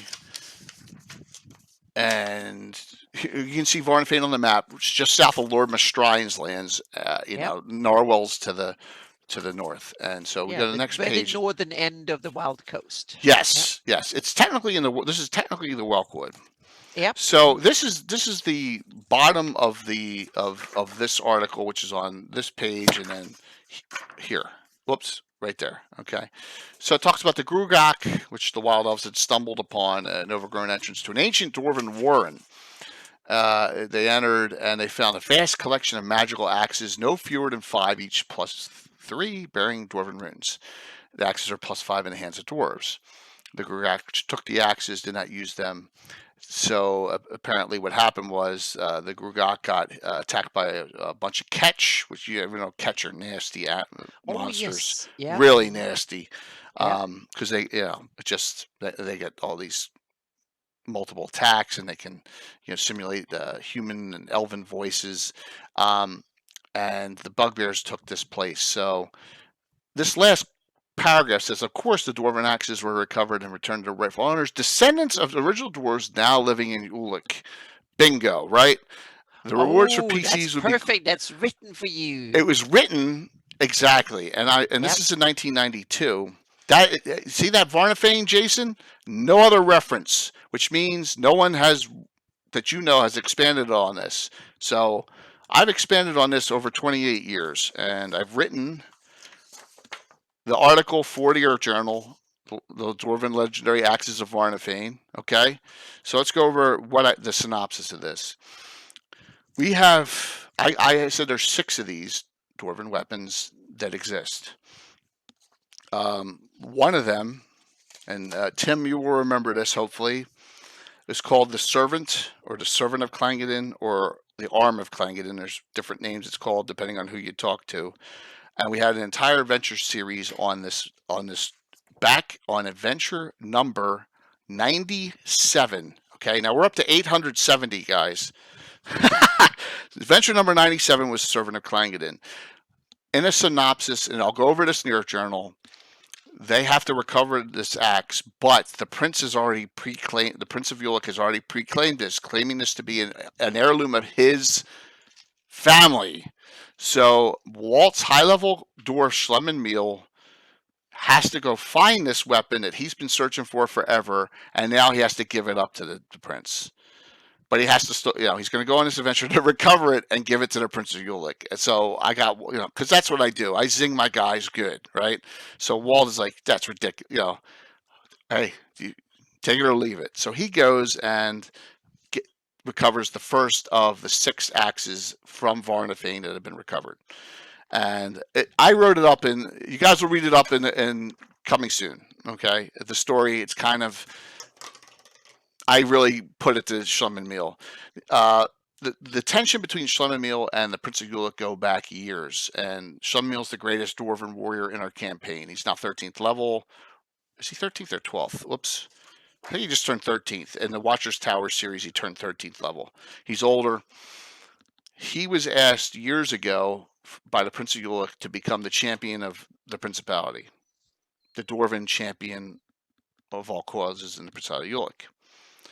And he was about to say yes. This is going back. This is early 80s, guys, mid 80s. Like I'm in high school still at this time. The prince said to him, fine, now you have to resign from the Order of Ulick. Mm-hmm. And basically Schlemmen said, go fuck yourself. So he made his cousin Horkar the Magnificent the head of the champion. So in a quick synopsis, he hands this weapon that he's been seeking his entire existence to the Prince of Ulick, because that's what a good, lawful good character does, right? And right in front of him, the prince goes, well, thanks, but I'm going to give it to the champion of Ulick, and he hands it over to Horkar right in front of him. Zing! So that increased the antipathy even more. That was the first one. These bugbears are chaotic evil creatures. So all these weapons they found, they start going off on their own, right? They're like, oh, I'm powerful now, even though the weapon's only +3 in their hands, right? So I detail this in the article. Anna has read it. Hopefully you think it's pretty decent, Yeah, right? it's cool. Thank Yeah, you. yeah. And we talk about all the ones that have been found, and I also show the special abilities that they have. So and I love the idea that you take in the little embryo of a story and run with it, so to speak. I love that. well, thank you. Yeah, I love Yep. the little blurb in there, and I was Mhm. like, this is Yep. perfect for my campaign Mhm. because we have a lot of dwarves. So here's a picture of a couple of the dwarves with those axes. The middle one is Schlummenmeal. He has the one in the middle. He has a dwarven sword, a battle axe of sharpness, which is not bad, but it's only a +1 weapon, right? Cuts off limbs, can decapitate you on a critical hit. So that's what he has and always been fighting with. To go from that to a +5 weapon would have been nice, right? But so he doesn't have it. The NPC to my left, the one with the horns, that's Brolin, an NPC. He has the one Muammon's Peace, the tactician. He's in Norwell. And there's the article details out of Norwell an entire adventure that 2 of them are recovered in Varnafane itself. But you could read that up in a month or two. And then a 4th one was recovered in the Shieldlands by Tim's dad, John's character, Fergus, the guy who fumbled 4 times in a row. Fergus Farquhar. Let me show you a picture of Fergus. Oh, the other one's Grimbold, another NPC who was in the Watcher's Towers. He's an old character. All right, so these pictures here. The middle one is obviously the Prince of Ulick with the crown on. Okay, just sitting there with his arm folded. That's the Prince of Ulick. To his left, the one without the weapon showing, that's Horkar the Magnificent. To the one to the right is Mark's character, Arden the Vanquisher. Okay, so the one who said, I'm no longer, he's lawful neutral, he's not a member of the Order Ulick, but he said enough. Okay, another dwarf. Fergus now, of course, he only has a hammer in his hands, is the helmetless red dwarf with the red beard in front right there. That's Fergus. One of them, the one to the right, the poorly painted one, I don't know who did that one. That character is actually being used in our adventures we're going on right now in the Shieldlands. That's Axel Cronin Waltz, specially priest of Clangeddon. He has one of the 4 weapons. He has Kurgnal, Bane of Humanoids, who he was gifted to by one of Alan's characters. So he has one of those weapons. And the other one's Dorara, Shieldthane of Bill. All right, and I hit one more picture. And so we have, and I'm sorry, Tom, if you're on, I forget your dwarf's name in the middle. Then we have our dual-wielding thief, Erebus, and then we have the female is Zoriana Meal, Schlummenmeal's daughter, and she's in that new group, and she fights with a sword. Actually, doesn't fight with an axe or a hammer or whatever. So those are some of the characters in the campaign. Those levels vary from Zoriana Meal's 5th all the way up to Schlummenmeal 13th.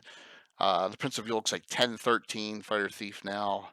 So the levels go across the realm. But 4 of the 6 axes have been found.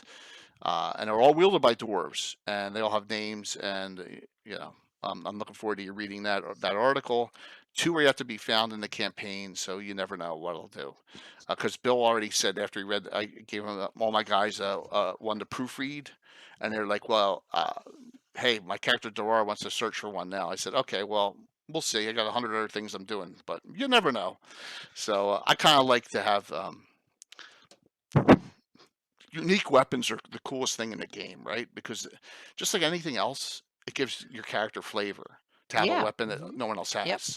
And if they have a campaign story, it's so much the better, because then they become much more flavorful, and they can also impact because others might run out and chase you because you have that weapon or items. So the campaign, and also mighty things doesn't happen by accident. Mighty items and stuff, they are created by the powerful and the wealthy for a reason. And if they lose it, then they get angry and want to have it back. So yeah.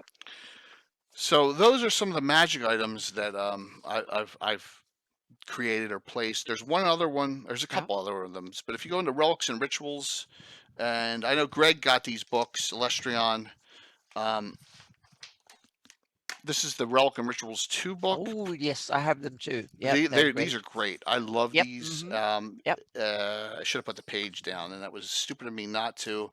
There's a thing called a Dwarven Brewing Barrel, which is a cool, like, fun item to have. Yeah. Are And these second or third edition? I forgot. this was this was like right on that. This is third actually. Oh, okay. Yeah. So Yeah. I think. Yeah. we backed it in. Anything we do in here, I back into 1 and 2. Yeah. So it's a wrought barrel made from dark wood and branded with stripes of mithril engraved with Dwarven runes, and it keeps itself cold in a range of 40 to 50 degrees Fahrenheit. It's a freaking keg, right? Yeah. Even in the middle of burning desert, steaming jungle, the barrel's contents stay cold as well, so the barrel is kept sealed. Once opened or tapped, the barrel reaches room temperature in about 6 hours. It's a freaking keg. So Yeah. Yeah, it's like a beer cooler. It's like the fantasy version of it. You bring it Yeah. out and you can have your fantasy tailgate party and your cold beer for the whole absolutely, party. and you Yep. got to have those kind of items for your Yeah, role play they're awesome. purposes. Yep. Definitely. That adds, that just adds a little flavor to the game for whoever's doing it. If I remember, those books are chock full of cool stuff like that. They're Absolutely, kind of and esoteric and add flavor. the one thing, and I told Illustri on this, is they have the tattoo magic, and these are really cool, and we've implemented that for our the Old Faith druids in the Vespi. Yeah, the exactly. It becomes a Bjorns. whole class of magic items and stuff that you can add to your characters and Yes. monsters and stuff. But we wanted to, super cool. once again, Anna, you have to limit it because we don't want it all over the world. Everyone running around with tattoos. No, but you know? have to make it tough to find someone to do it and really or to learn it and then you have to have like I usually try and make the kind of the components, especially the material components of spells, is something that is often overlooked. I'm really rigorous when it comes to that. Not like the everyday stuff, but the kind of the stuff that are costly. Like you need a pearl to cast a certain spell. That means that pearls, if you live inland, it's damn hard to find a pearl. So that becomes something, meaning access to resources like that. If it's something that like a powdered diamond, for instance, even if you have diamonds, it's not that easy to powder them if you only have stone you need tools an alchemist or you metal. need a gem cutter or something Yeah. to do it. Yep. So meaning, so these things can become adventures in themselves, just to find a material item or component, and also to make them into whatever needed in order to cast a spell. And that's how tattoo, because it's when you get a magical tattoo, that's like scribing in a spell, like creating a scroll. It needs raw material, and if it's if something really fancy, it needs a material component that you need to put in, and that might be a quest itself just to get it. So I'll say this on we've covered a lot of things, and if you guys have any questions about anything dwarf wise, let me know. Class options for dwarves old school are kind of limited, and if you think of multi-class, fighter thieves, fighter clerics, and cleric thieves are basically the only 3 you have in dwarfs. But we have other classes like bounty hunter, which people have done some multi-class options with them. And if you're a bad guy, even an assassin can be done as a multi-class option. The cleric assassin's a big one you can think of. If you allow them, you got to be really careful with that. So there's a lot of options, even for dwarves class-wise. It's just they don't have the arcane spell capability in 1E, 2E. That's the thing that they're lacking, and we want to keep it that way. I know, and fifth, that's just our flavor. I allow it, but they will be hampered but in certain areas they might be superior in some ways, because they might be good elementalists, and some of the other ones they might be. So I will allow it, but it will be certain flavored, so to speak, and they will be few and far between, because most of the dwarves in my campaign that I only use them basically as NPC. We've had a few dwarves, but they have been clerics. Clerical magic is divine magic is way more prevalent and my version of my campaign, Greyhawk campaign, than arcane magic is in dwarves. And in elves, it's probably the other way around. Most elves that wield magic are probably arcane Yeah, casters in some true. ways, Except, yeah, and then some of them are divine, so to speak. But yeah, the most powerful characters. No, let me rephrase that because it's not true. It's hard to. The most resilient characters in our campaign are the specialty priests of Clangeddon because they have some unbelievable spells that enhance. Like they have Axe Storm of Clangeddon, which can get say there's like 3 other allied dwarves. Anyone wielding an axe, it's a dwarf, gets an extra attack with that spell. So like wow. yeah, and so if you're 3 v 2, you go to 2 v 1. If you're 2, it's nasty. But how many dwarves do you ever have in a group at once, right? That's the Yeah. thing. So like Axel will cast it on himself to get the extra attack, but usually you don't have 4 dwarves running around. But we did in the Watcher's Tower series. We had that happening, which is pretty nasty. Plus, Rock Burst is a great spell, and yes. Okay. So I'm sorry, DM Green of LA. Okay, Yeah. that's a great question. Yep. Yes. So I never got to that. The Corsair class in our game shipboard, we have dwarves, and I have some out of Hardby too, that love the sea and they've had an affinity for the sea. And I think because of where Ulik is, I think it makes sense. Now that's why I'm not arguing that the entire navy of the Principality of Ulik is majority human, but I still think there's a lot of dwarves who have taken to the sea life just because of the location. Whether that makes sense or not in a normal sense of the game, okay, I don't know. But in our game, it does. So, and I'm talking about, Yeah. once in a blue moon, you get a dwarf captain of a ship. Oh, sure. Yeah, definitely. The exceptions are always interesting, so to speak, but they need, in order to be interesting, they need to be exceptions. So it's like a lot of characters and kind of no, most dwarves are described as lawful good. Right. But when it comes to dwarven characters in various stories and stuff, they seem to be chaotic more than anything. And elves are depicted not standard as chaotic, but most of them seem to be very lawful when they appear. So that's one of these kind of interesting contrasting. I try to keep dwarves back to their lawful good kind of clan, very kind of neat, tucked close society, so to speak. But when it comes to DM Green LA's question with dwarves as Vikings, seafaring Vikings, when it comes to Greyhawk, there are a group of people that are more or less cookie cutter Vikings, and that's the barbarians in the far northeast, in the Thelonian Peninsula, the ice barbarians and the snow barbarians, and the hang on a second, now I forgot the Frost, ice, snow, yeah, frost. snow and ice, yeah, the Frusty Krusky and the yeah. So they seem to be the kind of normal. They're described as going on long ships and going raiding along the coast and all that as Vikings, so to speak. So they seem to be very Viking-esque in their presentation. So I see Vikings or dwarves more at landlocked cave living kind of Vikings in that way. And the kingdom of the snow barbarians, the Frusti, the Schnei, and the Kruski, as more kind of the Viking like ones that go in long ships and they go raiding and they're barbarians and also they are chaotic, just like the Viking portrayed in like TV series and stuff like Very. that, go raiding and whatnot. But the dwarves are very kind of homebound, way more than that, more defensive. They don't go out raiding and go not if you read the description of them, they're described as being lawful, good, and all that. But the barbarians up in the Theronian Peninsula, they seem to take every mark when it comes to Viking like. Well, DM Green, do you play in the Greyhawk? That's a good question. You may not be playing Greyhawk. Maybe you're playing another setting where it makes perfect sense. Yeah, Too, and that's you can tweak it if you yeah. want chaotic dwarves that go raiding. Fine, that might be an Yeah. awesome Yep. thing to Absolutely. have. Yep. Just just depends on the setting, definitely. Yep.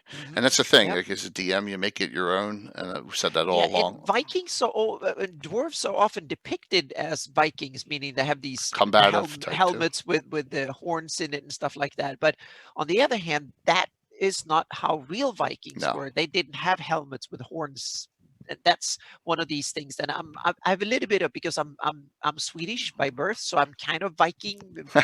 Is my inherit my old ancestry were Vikings, so to speak. So Yeah. they would, when you dig up all these old graves in the Viking, they didn't have helmets like that and stuff. That was something that was added in.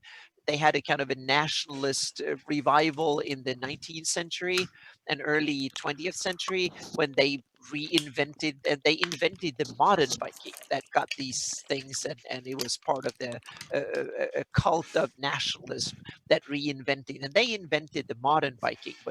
And the interesting thing is fantasy dwarfs have taken a lot of cues from those modern reinvented fantasy Vikings. But now when we go back and look at the old stories of Vikings and stuff, they're different. But on the other hand, when you take the History Channel's Viking story, that is the TV series that have run, I think it's on the 6th season. I'm on season 5. Those Vikings seems to have, at least visually, have a lot in common with the historic Vikings that they've dug up from old bogs and stuff and found their equipment. So the guys behind the TV series seems to have done. And dwarves are very Viking inspired when you see their garb and their use of axes and stuff like that. So yeah. But like I said, you can do whatever you want in your game. It Yeah. makes total sense, Yeah. Yeah. and you never know what. We never really have developed specific ships in any of the navies, like warships. We never developed that. We never went Ah, that direction. yeah. That's I've why done when a few ship, especially on the Nerdev. I had to kind of think. So I tried to look into medieval shipping and a little bit later in the Renaissance and stuff. And you have the small schooners, you have more galley style ones, and then you're thinking, do some of the warships that are mentioned, are they like the old Greek and Carthaginian, the Carthage and other that was used in the Mediterranean? right the These rose huge ships with horse. maybe a couple of hundred people that use oars and with a big ram in the front and stuff, that the of antique times, those warships. And that's one way of doing warships. And then you have others that are more Sail. like sailbound, and you build these small castellans, like Yeah. that was more like Renaissance, where you have crossbows and archers and stuff like that on top, and then you kind of got close and then you shot at each other and then you board them. So that's the other way, and you can use a combination of them. And then you have the Viking-esque long ships that were small and very fast and agile, and you had they that put their shields on the side as a kind of defense. So there's a lot of The Tolkien pulled from a lot of different hmm references, a yep. lot, and in fact, And we had Leonard Lakofka on, and he said that there was a lot pulled from other books, right? oh yeah, and also Tolkien was also a professor of What's languages, up, and Thunder? I think, and also old Nordic and Finnish and Scandinavian languages. Yeah, So I've no doubt that dwarves in Middle Earth might have a lot to do with Scandinavian Viking culture too, and yep, just like the elves had a lot to do with Finnish and stuff like that. He borrowed from a lot of so he was taking a lot of that inspiration from there. So it might not be a coincidence. It might be a lot of crossovers there. So yeah, definitely. So, yeah, wow, we got a and lot through in an hour and 45. oh yeah, and one Definitely. of these yeah. Oh, sorry, I didn't No, mean to. go ahead, Anna. What are you I gonna was say? thinking, what when you see there is like elves in Greyhawk, they seem to live in certain isolated areas. Meaning you have Selene, High Folk, and it used to be the Audrey. Those were the areas when and then you have like the Selene and you had the Welkwood and then cross over the Lort Mills down to Axewood and Liquid. Hmm. So they seem to be like a couple of areas where elves primarily and the Sundi, but dwarves seems to be dotted all over the place in small clan homes, except in the southern Lort Mills and around the Iron Kingdoms and so on. But otherwise, they're like, we didn't get to them all, but there's like Yeah, 20 small clan homes spread around everywhere. And I was thinking, that doesn't seem, if you you seems to like your kin and you're kind of a tight-knit community, it seems weird that they are spread out everywhere. So I was kind of thinking, how do they defend? And also, if you live way up in the mountain, how do you brew your beer? How do you get all the meat you eat and all that stuff? So I invented saying that dwarfs actually have like portals between their settlements. So when they live underground, they trade with their other dwarven neighbors. They can live 1,000 miles away, so they actually build gates, permanent gates, so you can I walk have between. I have that teleporter that Yeah. goes from the Lord Mills to Altamira. Yep. So Now I it's have, yes. secretive. It's Mhm. secretive. Exactly. It's only open to dwarves, and it's Yeah. one of these secret ways. So that means that dwarves can quickly reinforce each other. So if you actually assault one dwarven stronghold, they can get in dwarven defenders from other strongholds very quickly, and they can also trade with each other. So you have kind of more surface minded, like Haven Hill and other cities that are built above ground mainly. They can do a lot of the trading and stuff like that. And then you have the mountain dwarves that live up in the Blackhammer Vale, for instance, that it might so up in the mountains that you can barely keep a mountain goat alive. So what they do is probably live in the mountain, literally digging out all these kind of awesome resources, and then trade that for food and beer and all sorts of stuff from others, surface dwellers, so to speak. So there's a lot of you can kind of tweak and make a fantasy economy and stuff going with ideas like that. So I'm going to say this at Thunder. You missed that discussion. We talked about Dwarven crafted weapons. We talked Hmm. about all the items I put in. We've the 4 Dwarven axes, the 6 Dwarven axes of Varnafane. There's a whole bunch we went over on that. Um, my article will be in the Earth Journal, the next Earth Journal coming out, so you get to see that. And plus, if you scroll through a little bit earlier in the show, we did talk about a lot of magical items and crafting. I think Oh, it's all yeah. cool. And And Jason Jason says no does. magic teleportation in Exactly. Greyhawk. That's interesting Huh. because there's so many described here and there. You have the Interesting. actually the what's called Odd Alley in Greyhawk in the Gary's book. There's like a whole little street in Greyhawk that is reached through a portal. There's like an otherworldly version of it. So you go through a special portal and you go to a special Odd Alley city. So there's, yep. Yeah. So Oh Thunder, yeah. what I'll say is some Hmm. items are highly coveted. Like we Yeah. talked about. No, it's all right, man. Like some items are highly coveted, like girdle dwarven kind we talked about, and things like that. So Yeah. no problem, man. No problem at all. So the gate to another plane. Hey, to each his own. There, Jason. I don't have a lot of them, but I have some. Not Yeah, many. I don't have. Yeah, they're kind of. They're And to rare. me, a portal is to another plane or to somewhere to the same plane. They use the same type of magic in the way I see it. So they're Yeah. hard to do and hard to maintain and really hard to create, but not impossible. Hey, what's up, Gitano? You back on Grendelwolf's? Good to see you, man. Oh, Good awesome. to see you Yep. again. Yeah. Yep. Wait a minute. That's weird. You should have a VIP on that one, man. That's bizarre. Okay. Because I know you're having some issues with your account, so Yep. um, hope good to see you on there. So we went over a lot, and once again, there's always stuff I missed, stuff that I wanted to talk about. We always do that, but Sure. it's Yeah. cool. I wanted to. We did elves 2 weeks ago. Wanted to do dwarves. Gonna do gnomes. Gonna do halflings. Gonna do half orcs and half ogres together, and get through all the playable demi-human races. But and we'll go through announcements and. I don't know what's going on in the next week or so. I mean, what do you got In my cooking? world, it's not.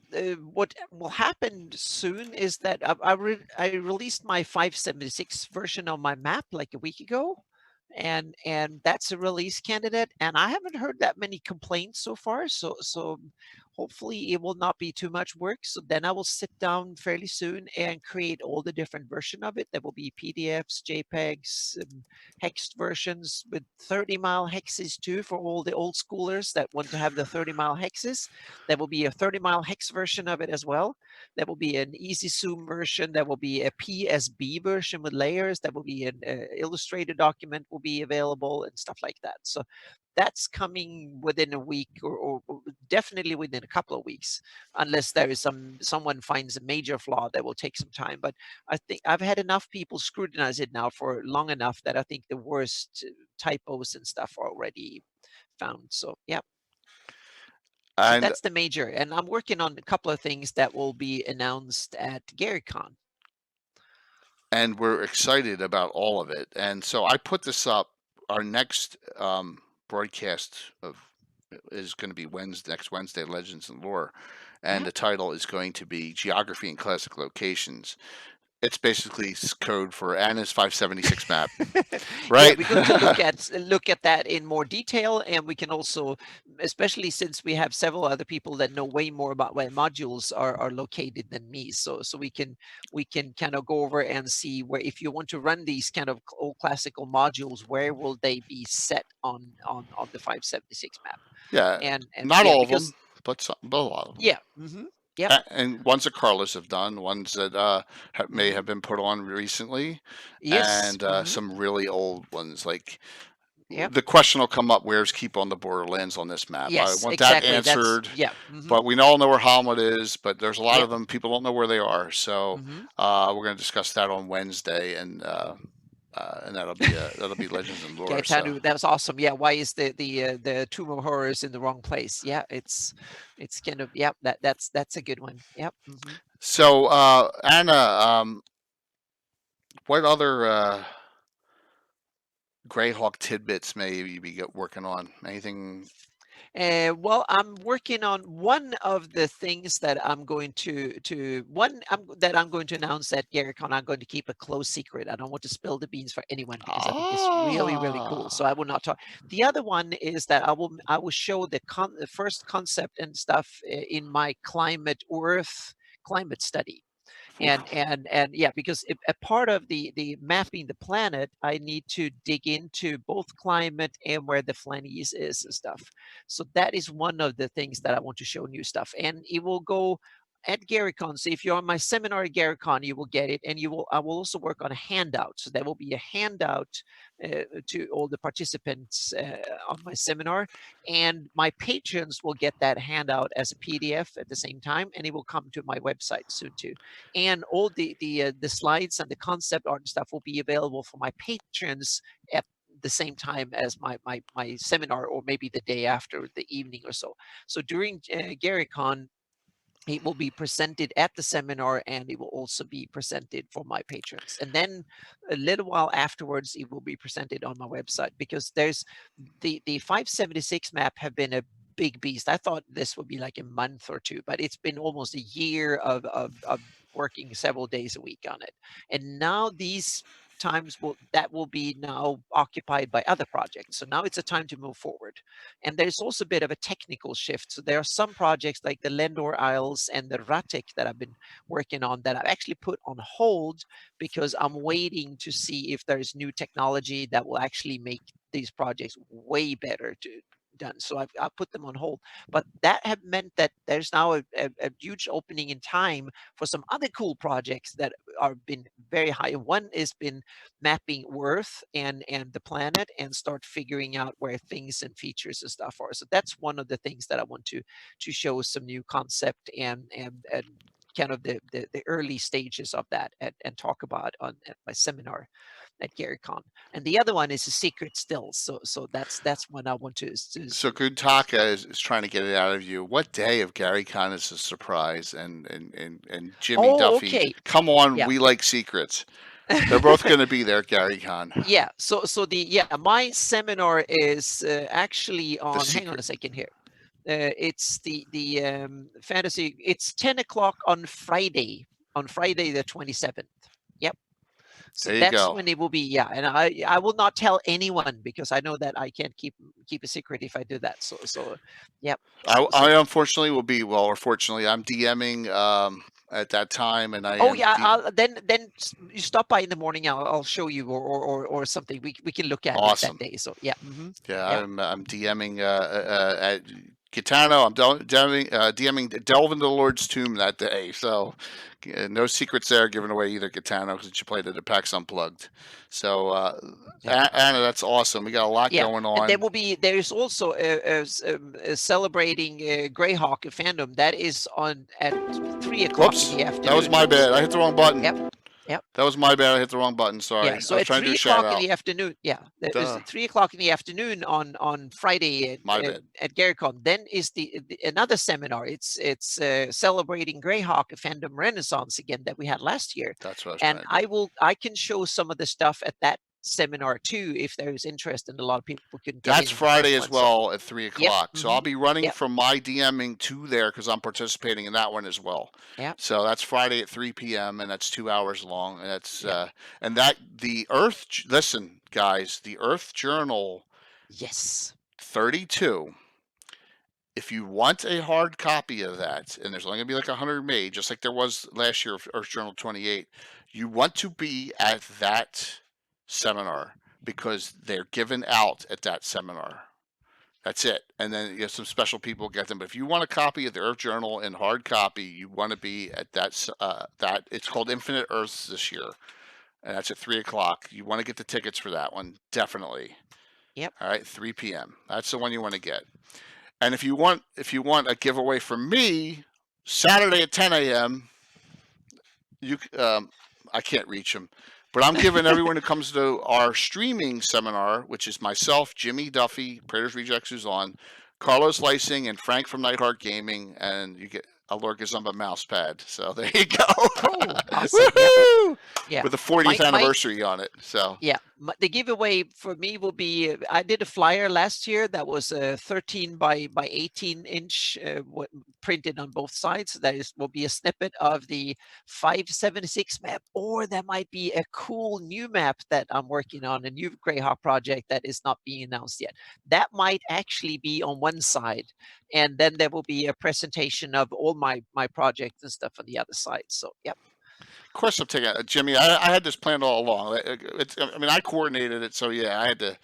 We got a lot going on, so all of us have a lot going on. So let's talk about, swag. Oh, yes. Tons of swag. If you want swag, I'm going to link it again. If you want swag giveaways, I know it's a donation, but let's just talk about what's going on. So yeah, you have huge things going on. Huge things. Yep. So Wednesday night is Legends and Lore. 8 p.m., not 7:30, 8 p.m. Eastern. It's a half hour later. We start that one a little later. Thursday, 7:30 is our game. Sorry, guys. No Gabbin next week. It's the Super Bowl, guys. Sorry, I'm a football guy. I'm going to a party. No Gabbin next week. The week after that, the Gabbin will be the prelude to what I just posted up, the 24-hour Greyhawk mega stream event, which is the Saturday after February 15th. So I think it's February 9th is going to be the next Gabbin, and I plan to have whoever can come on, anyone participating in that event. Anna's participating in it, Praetors Rejects, Jimmy Duffy's got, Carlos, Lysing, Nightheart Gaming, and Wicked Studios. We're all going to talk about what we're doing for it and all the giveaways. I have some unbelievable stuff to give away. We got full Reaper paint sets. We got mats from, I have these here. These are sitting right here. But if you've seen my stream, this is the Stratagem Winter Battle Mat, 4 foot by 6 foot. This is $70 on Amazon, or 75 plus shipping. So the top donators will get to choose in order what gift they want. I got a whole bunch of stuff. So we're looking forward to this. We hope we raise a lot of money. We raised $1,000 last year. It's 24 hours. It starts at 4 a.m. It goes on. Well, thanks, Old Loaf. That Shield Thing class option is in my campaign. It was written by a guy who doesn't play in the game anymore. If you want the copy of it, I'm already going to give it to Phantom and David Leonard, who was on earlier. I have no problem sending it to you. It's a 1E, 2E option. It's really cool. We like to share our stuff. Oh, here comes Skagathan. Oh, hey Skag. Haven't seen Skagath in a bit. What's up, Skagath? Good to see you, man. We haven't talked about a single monk tonight, so you're fine. Hey, Lo, what's going on, man? Good to see you. So, good to see you guys. I really appreciate it, and thank you for all your support, both of you. And anyone else who's come in with you, I really appreciate it. So the fundraiser is February 15th, 24 hours of streaming, and lots of great giveaways and lots of great characters and lots of great play. It's all titled on the Falcon. I'll run the Falcon vid at the end again. Actually, I hit the wrong button on it. But after that, we'll have, and the question out there was, if I miss GaryCon, I usually have my experiences at show, and we'll do that. So, but I don't get back till Monday, so it'll be the week after. So I'm not coming back Sunday. I'm coming back Monday from GaryCon. So the Sunday after, we'll do a Gabbin, and that'll be at the end of March on my experiences at GaryCon, and we'll talk about all that. So I know I'm missing something, but that's okay. So, like I said, no Gabbin next Sunday because of the Super Bowl. The Gabbin afterward, the week after, will be the week before the fundraiser, and we'll have a prelude to the fundraiser event, Gabbin, with as many DMs who can be on. And other than that, I'm looking forward to everything's going on. I'm looking forward to GaryCon. It's still, what, 5 weeks away? Yeah, 60 days, I think, or 59 today. I think I saw 60 on Facebook. I forgot if it was yesterday or today. So, yeah. Yeah. So the event that we're going to have, the last thing I want to talk about is I'm DMing 2 events. And then I am participating in the Greyhawk event at 3 o'clock on Friday. So that's not on my list here. Oh gosh, I don't know if I could pop it up quick enough. I should have had it ready. I apologize. But Saturday, 10 a.m. Here it is. I'll put it over my face. Whoops, moved that by accident. Events I'm hosting. Saturday at 10 a.m. is the DM's Roundtable Streaming and Technology in D&D. That's the one where the mouse pad's given away. So I have 4 different DMs. They all have different play styles. They all have different ways they do things. Like Predator's Rejects, he does Fantasy Grounds. I'm a miniatures guy. Will uses Roll20. So we're going to all talk about our different things with streaming. And it's it's more about the streaming end of it, the pitfalls and all the other BS that comes up. And there is a lot of it, guys, behind the scenes. Trust me.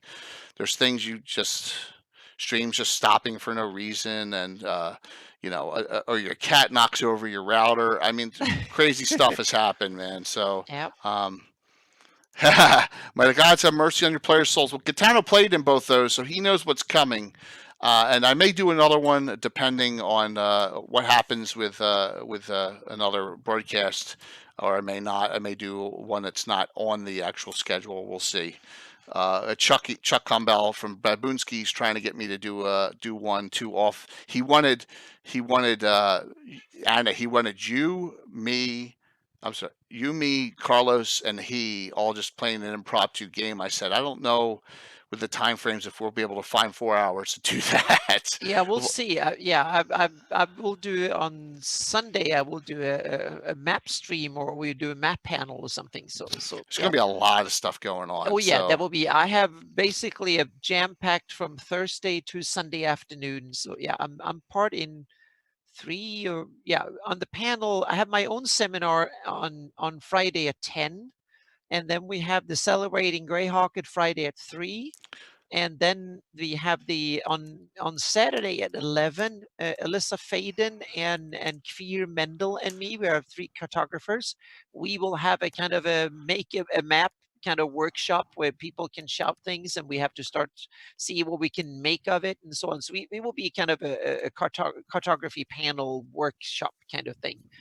And then I'm also on Saturday at 6. There's a freelancing 101 seminar that Cobalt Press organizes, and I will be on the panel for that one too, talking about how it is to work in this field and how to get in and the pitfalls and stuff like that. So lots of stuff. So I am DMing on it's events 575 and oh god, I just had it up. So Lo, we all have a lot. It's Friday Yeah. at 9 a.m. and then Saturday And at Fridays 3 a.m. we have the 3 big p.m. the 3 p.m. we have the celebrating Greyhawk fandom renaissance, where there will be a whole bunch of us at the panel, and we can all discuss Greyhawk. Yep. There's a lot. Yeah. Whoops. So yeah, Thursday 9 a.m. Horror in the Hools. Event 558. Friday 9 a.m. Event 557. A Delve into the Lord's Tomb. Okay. The second one's higher level. So, well, Lo, if you go and you sign up for them, and you can always email me your character, and I can pre-approve it based. But I have pre-gens, which are actual characters in my campaign, PCs and NPCs. So if you want to play Fritz Winchester, here's your chance. So, or some other undesirable. Do you know when the tickets are? They are coming in waves. So the ones that have a platinum badge, they can get them, or they maybe already starting open February for them. 5th, I think. I think it's first week in February. Yeah, and then Very it's soon. like a week later. It's for Yeah. the silver ones, etc. So yeah. So there's a lot of cool things going on. I'm excited about it.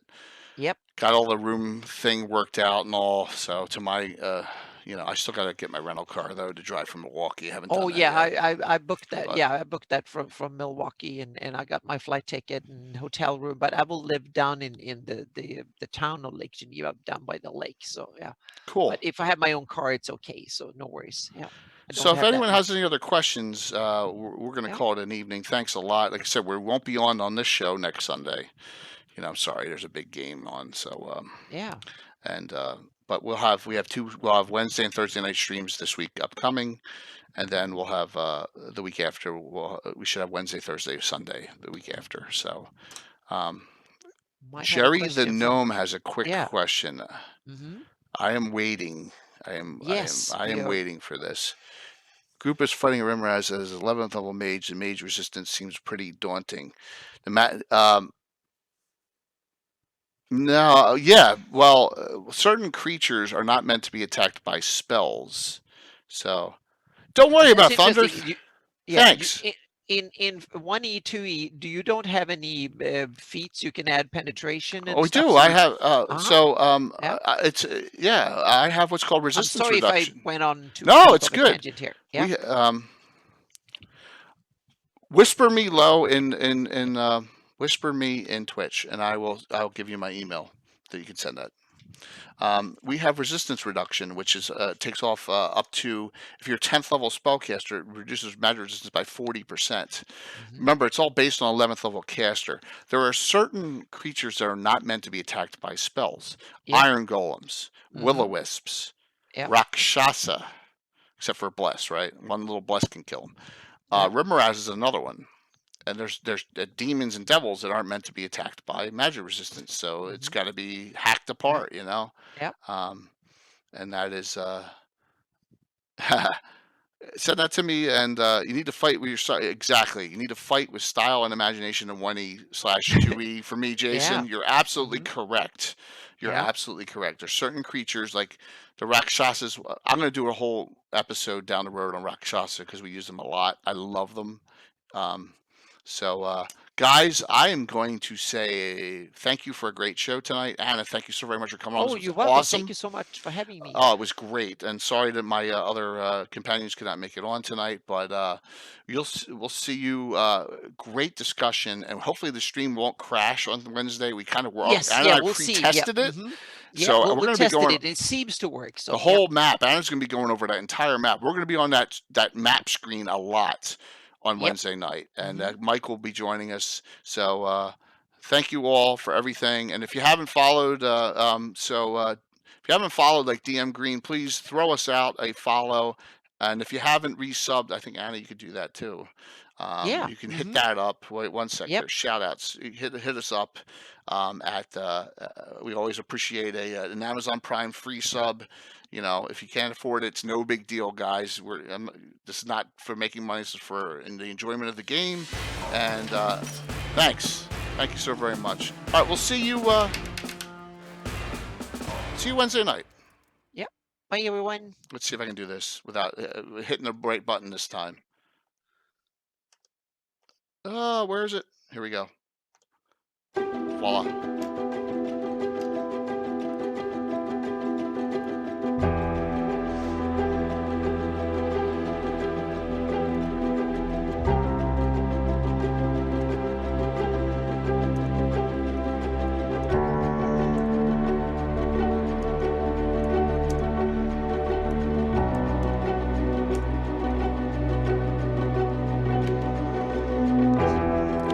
that was good. It's Yeah. awesome.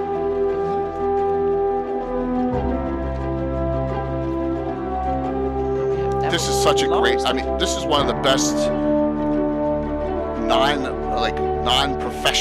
professionally done Oh yeah, events that I've ever. animation is Oh, man. awesome. Yeah, that is great. Yeah, love that stuff. Oh, this video is awesome. Let me do a shout out for Nightheart. Yeah. That's Frank and Nightheart game.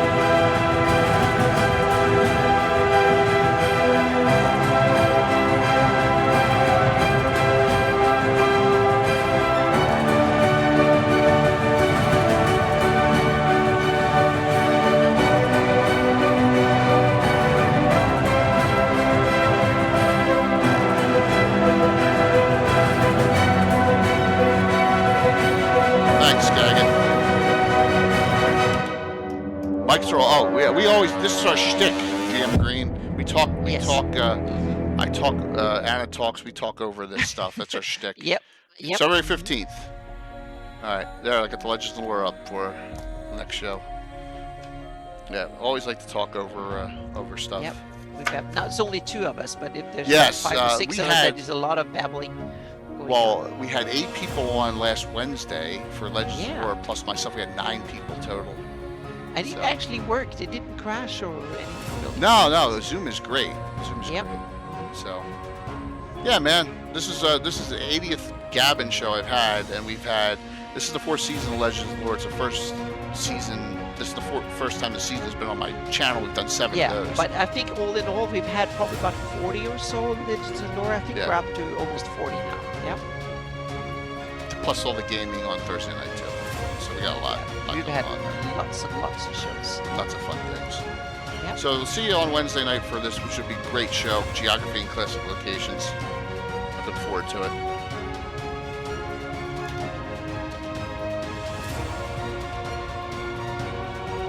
You were in the you were in the second DM's Roundtable, Skagith, right? You were the second DM's Roundtable, which was great. Look at that. One of the funniest one-liners of all time in a talk show. Yes. That we remember to this day. I hate effing monks. Yep. That's to the point. There was no beating around the bush.